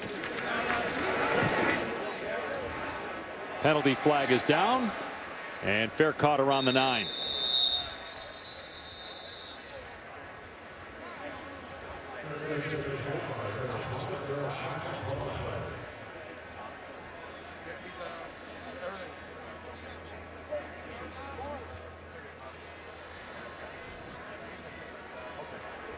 During the kick, holding, receiving team, number 19. Half the distance to the goal, first down. So that's on Cecil Powell. That's going to put the ball at the 5-yard line. Take you back to a couple weeks ago. Here's the injury that was suffered against Louisville in a 3-point loss. Now Hartman came in. He did Newman stay in for one more play. Sam Hartman came in, and then he started against Florida State 2 weeks ago. Here's the hit by against Jamie Newman, and this was a play where he led with the right shoulder because he wants to be careful with that left shoulder. The other thing too is, I mean, Sam Hartman, who is the backup, they want to try to redshirt him. So he's played 2 games as that pass is incomplete. Do you want to risk, you know, having to use a 3rd game here and burn a red shirt later in the year if something happens? I mean, Hartman, I know you like him and he's played pretty well. They also have a sophomore in Tavon Bowers they could put in the game. Yeah, I really like Hartman. I think he's a really good player and has a chance as he continues to grow and develop to be a great one here in Winston-Salem as well. But I don't think in a game like this with the game so out of hand that you'd want to use another game of that 4-game redshirt rule. Incomplete. Leary tried to hit Houston out of the backfield, so it's 3rd and 10. Not to mention, you know what you have with Hartman too. He started 9 games a year ago, threw for 2,000 yards. Don't blow that red shirt here when you have an opportunity to gain another year of eligibility. There's other quarterbacks on the roster that can get you out of a game with this type of score. Yeah, and it gives you an opportunity to evaluate your other guys as well in a real game, ACC type of environment. So Sam Hartman, do not expect to see him today as Bowers is getting prepared on the sideline. Might be coming in here, 3rd and 10. NC State -1 yard here in the 2nd or the 3rd quarter as Leary is hit, but what a strong throw to Amezi. Give the freshman Devin Leary credit there, hanging in the middle of the end zone while taking a shot from Jaquez Williams. Yeah, he knew that additional rusher was coming. He hung in there. He anticipated the throw and he put it on the money. He's definitely made a couple mistakes today, but that one was just how you draw it up. Leary hit again. Pass incomplete. He's getting smoked right now. That was Shamar McCollum, a true freshman. Yeah, and they're going to do a twist on the left side of the offensive line. And the offensive line, true freshman over there, McWanu and Skulthorpe not passing off that twist. As a result, his quarterback is wearing it. This offensive line has certainly had their fair share of struggles this year. Have lost a couple key players as well. Just haven't executed anywhere near where they did over the last couple years, and that's a big reason why their offense hasn't been as consistent. Quick throw in space, and there is Amari Henderson, a tackle for a loss. Let's go to Matt in the studio. Hey guys, have a good one between UCF and Houston on 4th down. Dylan Gabriel finds Trey Nixon for the touchdown. Aggressive play call there. It worked over on ESPN2, 35-23 UCF. UCF trying to get to 7-2 on the year. You got to be proud of Houston, though, putting up a fight. I mean, after De'Aaron King and his wide receiver decide to redshirt and not play this year, they're still fighting, man. Got to give credit to those guys still out there for the Cougs. Leary avoids a sack on 3rd down and 12. Running the ball. Oh, he got smacked, but he got the 1st down. Ryan Smenda with a big hit, but your head coach Dave Doran, you got to be encouraged. This is Devin Leary's first start. They want him to be the guy. He's the 3rd quarterback they've started this year, but they really want Leary to step up and be the man. And a good job moving in the pocket there, stepping up and escaping out to his left, understanding how many yards he needed to pick up the first, putting his shoulder down and converting. Run play here on 1st down that's going to go for about 3. And they're so used to having good players at that position. Ryan Finley last year, who's now starting this week for the Bengals. But Leary's the first redshirt freshman starting quarterback since Russell Wilson here at NC State back in 2008. There's Bailey Hockman. He started a couple games. Matthew McKay was the starter at the beginning of the year, but the coaching staff wants Devin Leary to be the starter for the next 4 years. Here he is on 2nd down and 7 off a pump fake and throws a completion to the tight end Angeline, who's into Wake territory and out of bounds at the 40-yard line. Gain of 27. And a nice job here on the throw. And holds up Angeline. Angeline goes vertical. It's a really nice throw, and it's a nice little drive here from Leary, getting back in rhythm. Gonna throw it again here. And throws that one to Henderson. Did he get a foot down? No. That would have been his 3rd interception of the game, and he had 2 more that he got his hands on. He thinks he got a foot down. I'm telling you, that right foot is really close. He goes vertical. And the receiver from NC State almost hits him and brings him down. Oh, it's so close. Is that right foot on the ground right there? How about the left foot? Did the left foot actually hit in bounds when he went to the ground? He got hit, but he may have even gotten the left foot down. Now they stop play. I'm with you. I was looking at the right foot, but then when he got hit, he may have actually dragged the left. Incomplete pass. The previous play is under further review. It was not an interception, incompletion, but still Henderson has 2 picks. Tackle for a loss. You see the hand out of bounds. Yeah, the hand hits just before the left foot hits. And the left foot was in bounds. It's just the hand was out. It was a heck of an athletic play by Amari Henderson, almost intercepting his 3rd pass of the day. Senior from Charlotte, North Carolina. State going to keep it on the ground here with Justin Houston. Picks up a couple yards. Brought down by Chase Monroe. So 3rd down and long.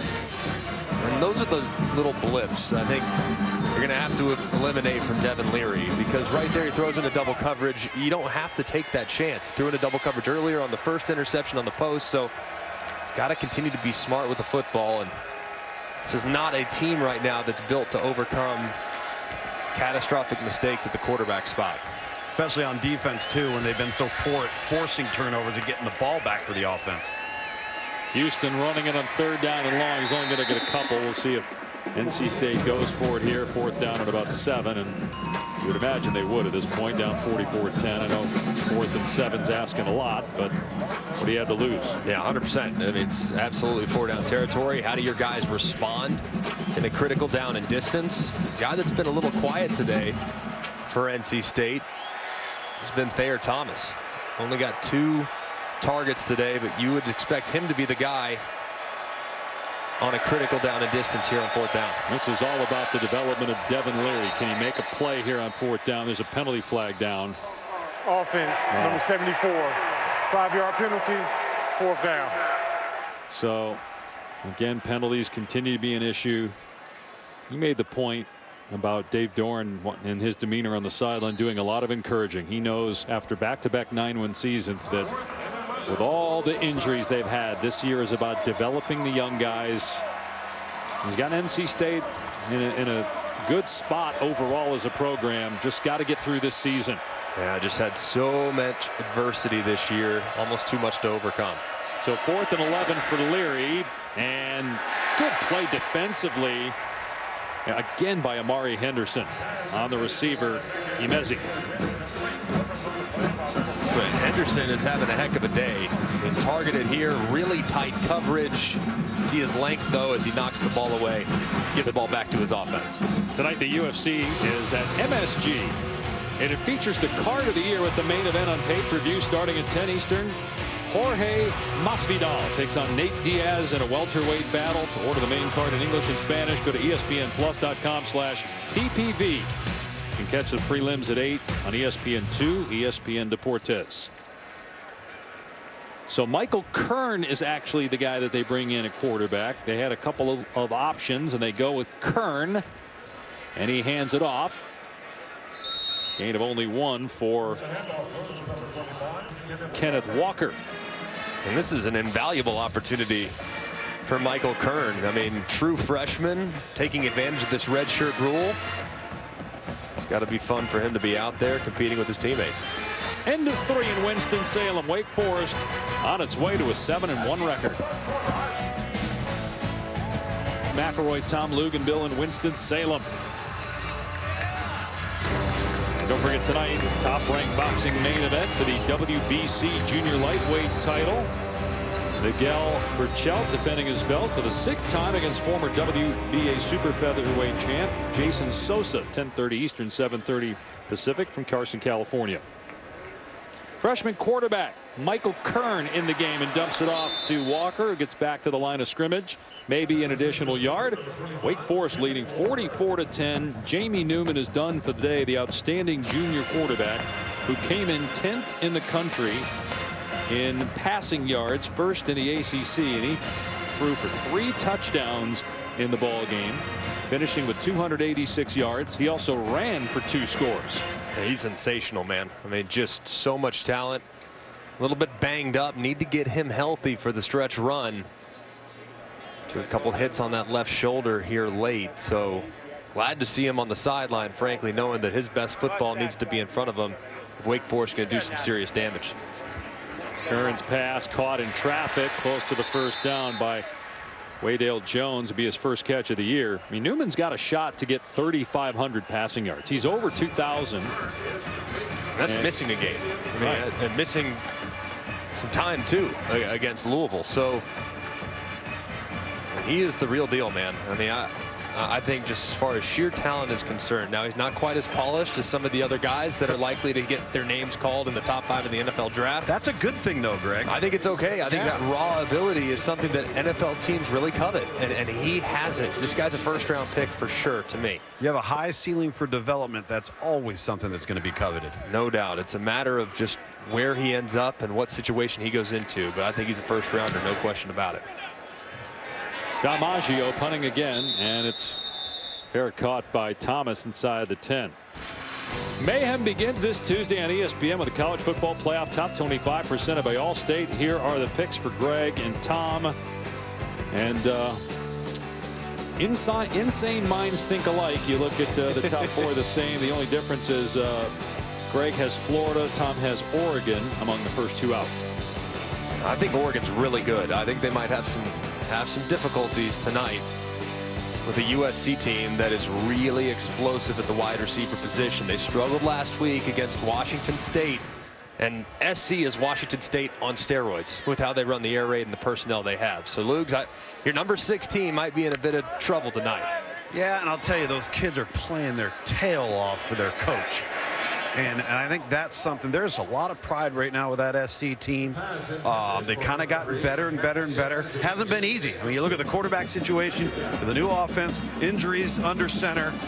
Not a great defensive football team. You love Drake Jackson, you love Jay Tufele on the front. But it's how that team has played for their coach, who's been much maligned, obviously, over the last 15 months. Yeah, I actually think they're going to upset Oregon tonight. I really do. I think Oregon's defense was great through the first 6 games of the year and hasn't necessarily been up to the standard these last couple weeks. So I think SC's got a real shot tonight to pull off the upset. Run play here and a fumble.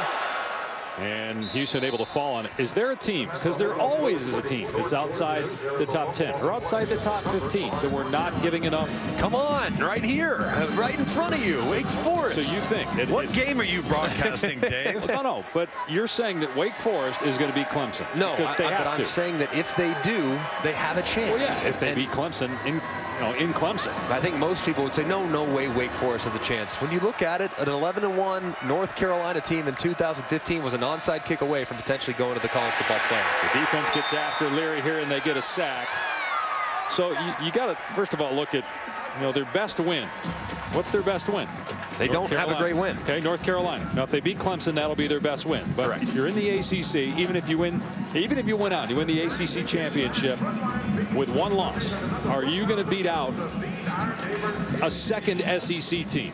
There's some oranges here. There are actually some Orange Bowl representatives, and 7-1 if they hang on here, which they will, obviously, be their best record since they went to the Orange Bowl in 2006. But I think it's a really tall order to think that Wake is going to get. They need a ton of help. I mean, they need a ton of help. Penn State, you mentioned 2 SEC teams. There could be 2 Big Ten teams with Penn State as well. So Oklahoma's got 1 loss. Baylor's undefeated. There's a million teams that would be in front of them. But they're going to be in the conversation. If they beat Clemson and they win the ACC as a Power 5 champion with only 1 loss, and that 1 loss by 3 points, and your quarterback got hurt in that game, Wake Forest is going to have an argument.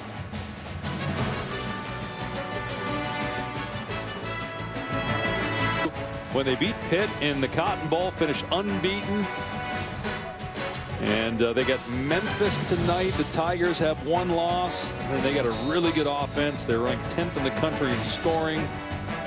SMU is ranked 6th in the nation. So a lot of points expected in Memphis. Well, Corso have on the Elvis gear again as that pass is tipped at the line of scrimmage by Peyton Wilson. I'm telling you, man, I love that SMU team. I think Buechele is excellent, especially on downfield throwing. I think he's got a really nice set of wide receivers. Curious to see if Roberson's going to be available. He got injured in last week's game, so love to see him at 100%. Xavier Jones, excellent back for the Mustangs, and I just love that a lot of those guys are getting second chance. A lot of them are transfers, didn't work out somewhere else. Heck, even for their head coach, Sonny Dykes, didn't work out at Cal. It's a new opportunity and has taken advantage of it. Couldn't be happier for what's going on there in Highland Park for the SMU faithful. Walker picks up about 4, so let's look at the AP rankings by conference. As of Tuesday, we're going to go by the college football playoff rankings, but you've got 6 in the Big Ten, 5 in the SEC, and in the AAC you have 3.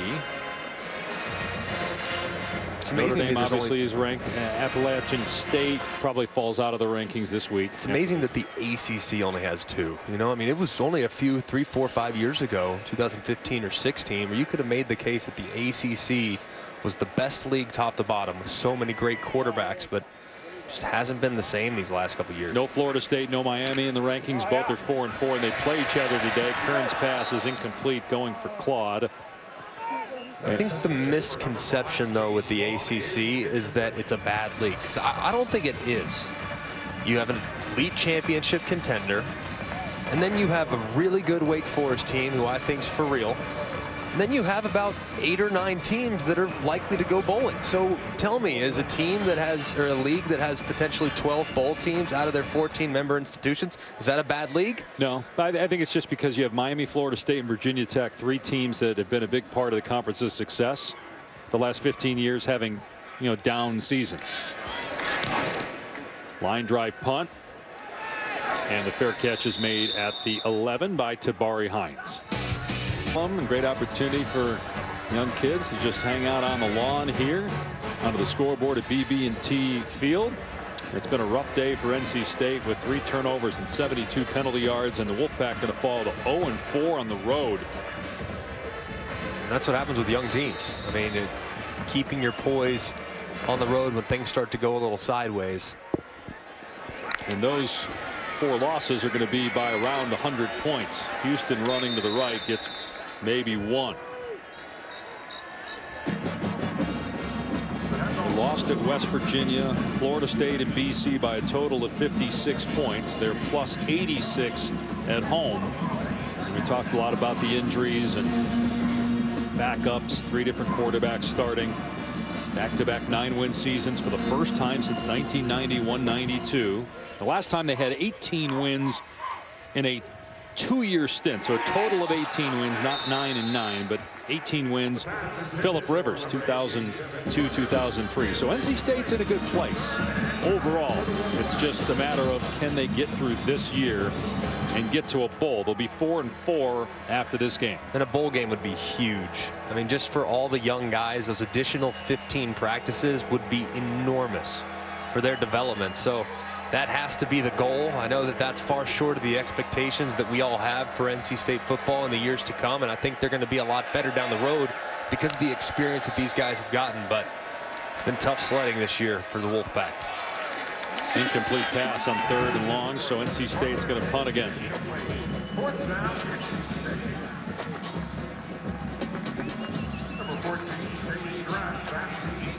Just have to think with NC State, though, and their development, and the way they can identify personnel and the way they've identified quarterbacks. I think Leary's going to be a really good player as he continues to progress, learning how to become more professional about his approach and being smart and cerebral with the football. But there's a lot of young talent on this team that in a perfect world would be redshirting, forced into action, and might accelerate their development down the road, though, that's for sure.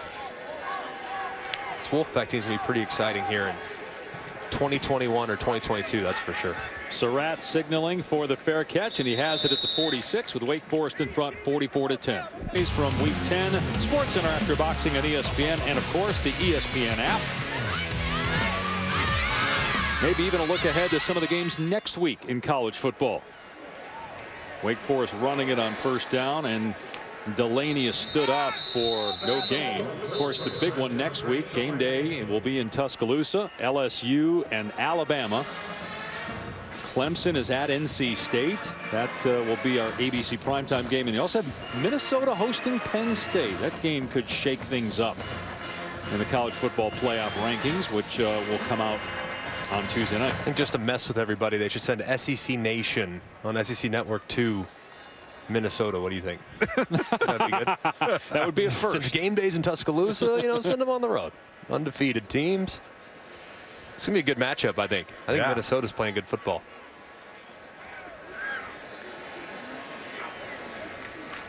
Another run play to Delaney. And he pushes the pile out past midfield. Let's go to Matt Berry in the studio. Let's check in on Purdue, Nebraska, shall we? King Doru takes it in from 7 yards out. And a banged-up Purdue team beating Nebraska 24-20. No question Nebraska's been a disappointment this year. Based on the expectations, they played better second half of last year. Those are lofty expectations. I think they were way too lofty. Yeah, I mean, they were 4-8. They were 4-8, and they scored a lot more points in the final 6 games, and they were a lot more competitive. But anyone that suggested they were a 10-win team or in that vicinity, I just had a hard time believing it. And Adrian Martinez being banged up hasn't helped him either. Okay, that's fair, but you wouldn't say that they're a disappointment this year? No, they are. I think to assume that right now they have possibility of falling below 500. Yeah, I mean, I would say they're definitely a disappointment in an ever-improving Big Ten West. But it's a better league, though. I think it's a better division than I think most of us forecasted. I thought they'd be pretty good. I didn't expect Minnesota to be this good. And Minnesota's schedule, though, is just perfectly set up for them. It is. And they got a long way to go. Yeah. If you look at November for Minnesota. Penn State, Wisconsin, and Iowa in a 4-week span. Well, and you also have in the East, Ohio State. I know you guys both have them #1, and I'm with you right now. Although I don't think that's where they're going to be ranked on Tuesday night. I think we all think they're the best team in the country. But as that's a great kick that goes out of bounds around the 1-yard line.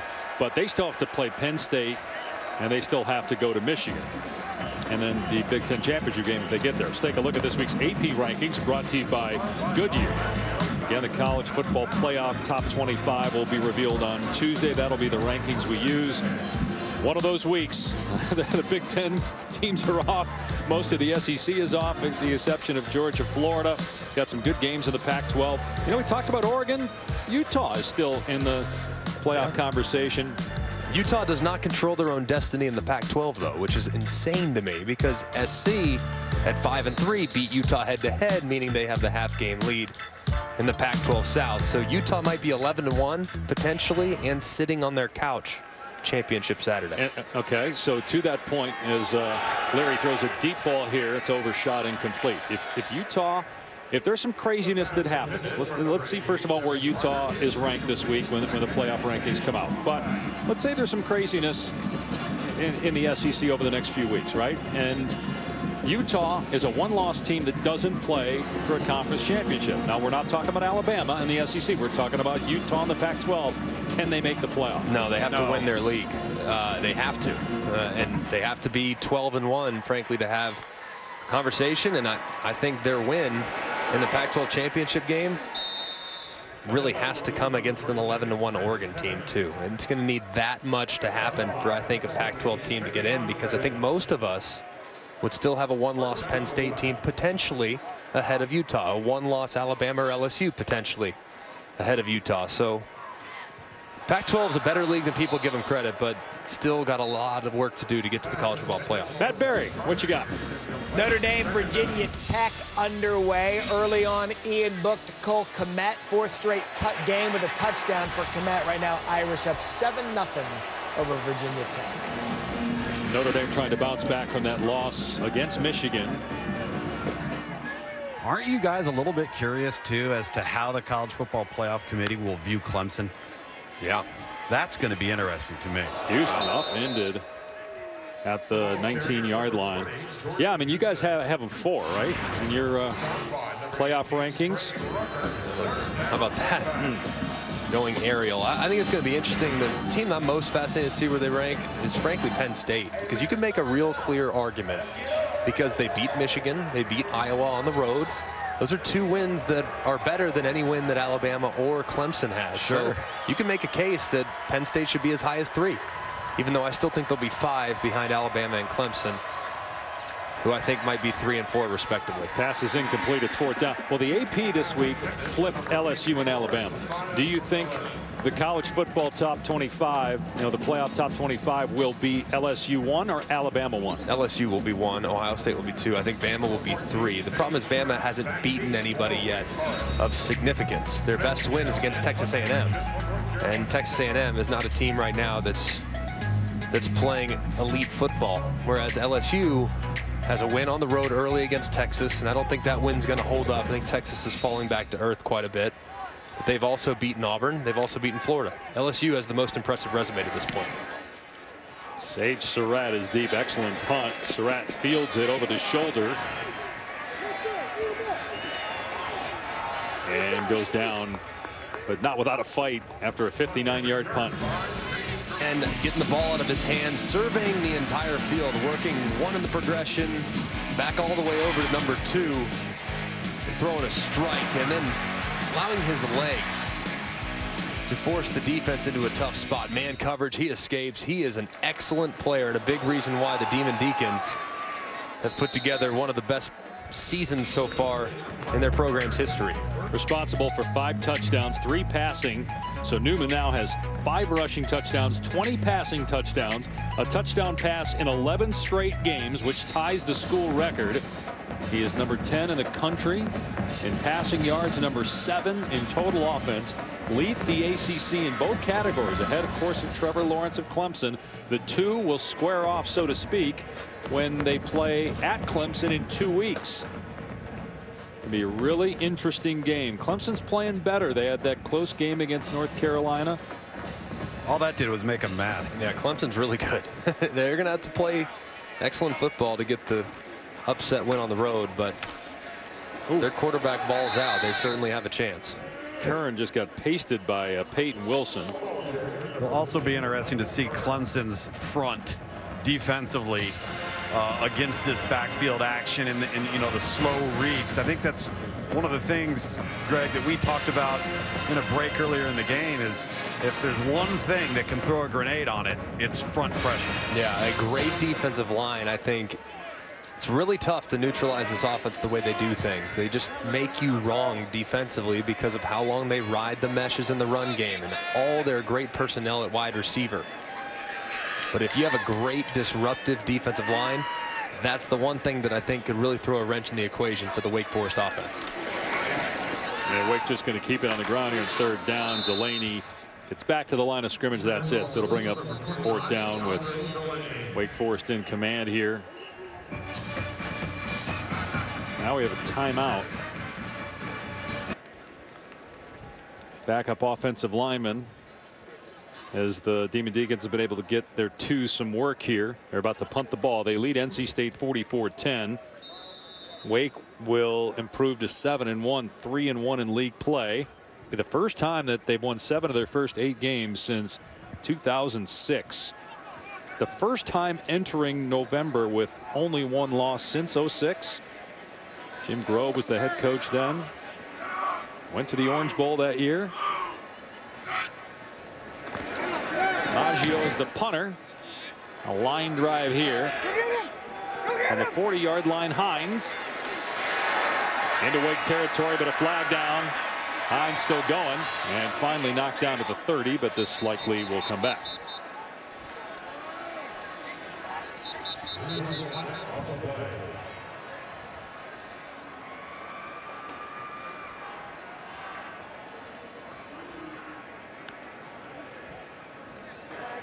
During the return, illegal block in the back. Return team, number 21. 10-yard penalty from the spot of the foul. 1st down. All right, instant GIF. What do you think?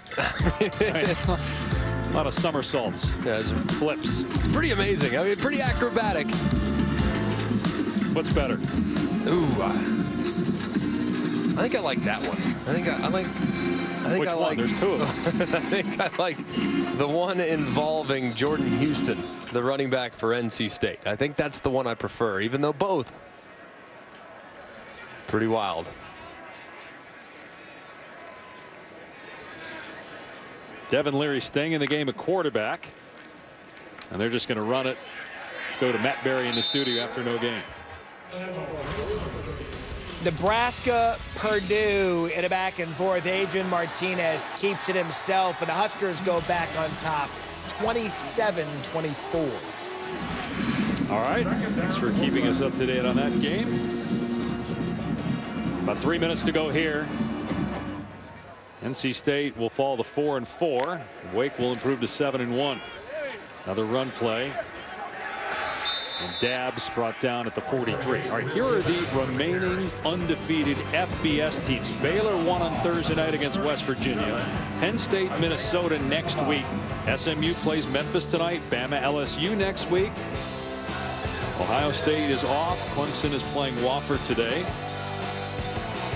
Of those teams, which is the most likeliest to get knocked off the soonest? Obviously, LSU and Bama play each other. Well, obviously SMU playing tonight, and most of those teams are idle.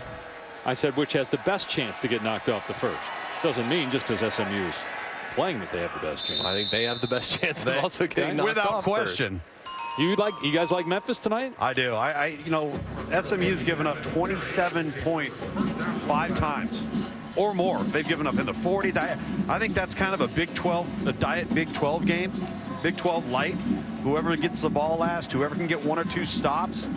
But SMU defensively has given up a lot of points. I actually like SMU, believe it or not. I think that Bouchel is. I think Brady White's really good for Memphis as well. There's something about this SMU team, though. I think they're balanced both offensively and defensively. And I look at SMU's defensive numbers. Sure, they've given up some points for sure, but I don't think Memphis is great on defense either. So not possessions, man. I think possessions are big, like you said. Third down defense and red zone defense holding teams to field goals. But I'm going to lean SMU just slightly. There's Leary to throw on second down. It's incomplete. Through the hands of Lassane. SMU's a great story. Look, Memphis is a great story too, but I just think given where SMU was as a program after, the great early 80s and some of the great players that were on those teams, and then the death penalty, to be back in this position. A chance to go to a New Year's 6. Highest ranking group of 5 will make the trip. Boise's not out of it, even though they lost to BYU. Pass gets away from Leary, so it is 4th down. This final month of the season is going to be really interesting. And you think about just in the ACC. Wake Forest, you see the Oranges begging for another Orange Bowl berth. Very realistic possibility too. They finished the season 10-2.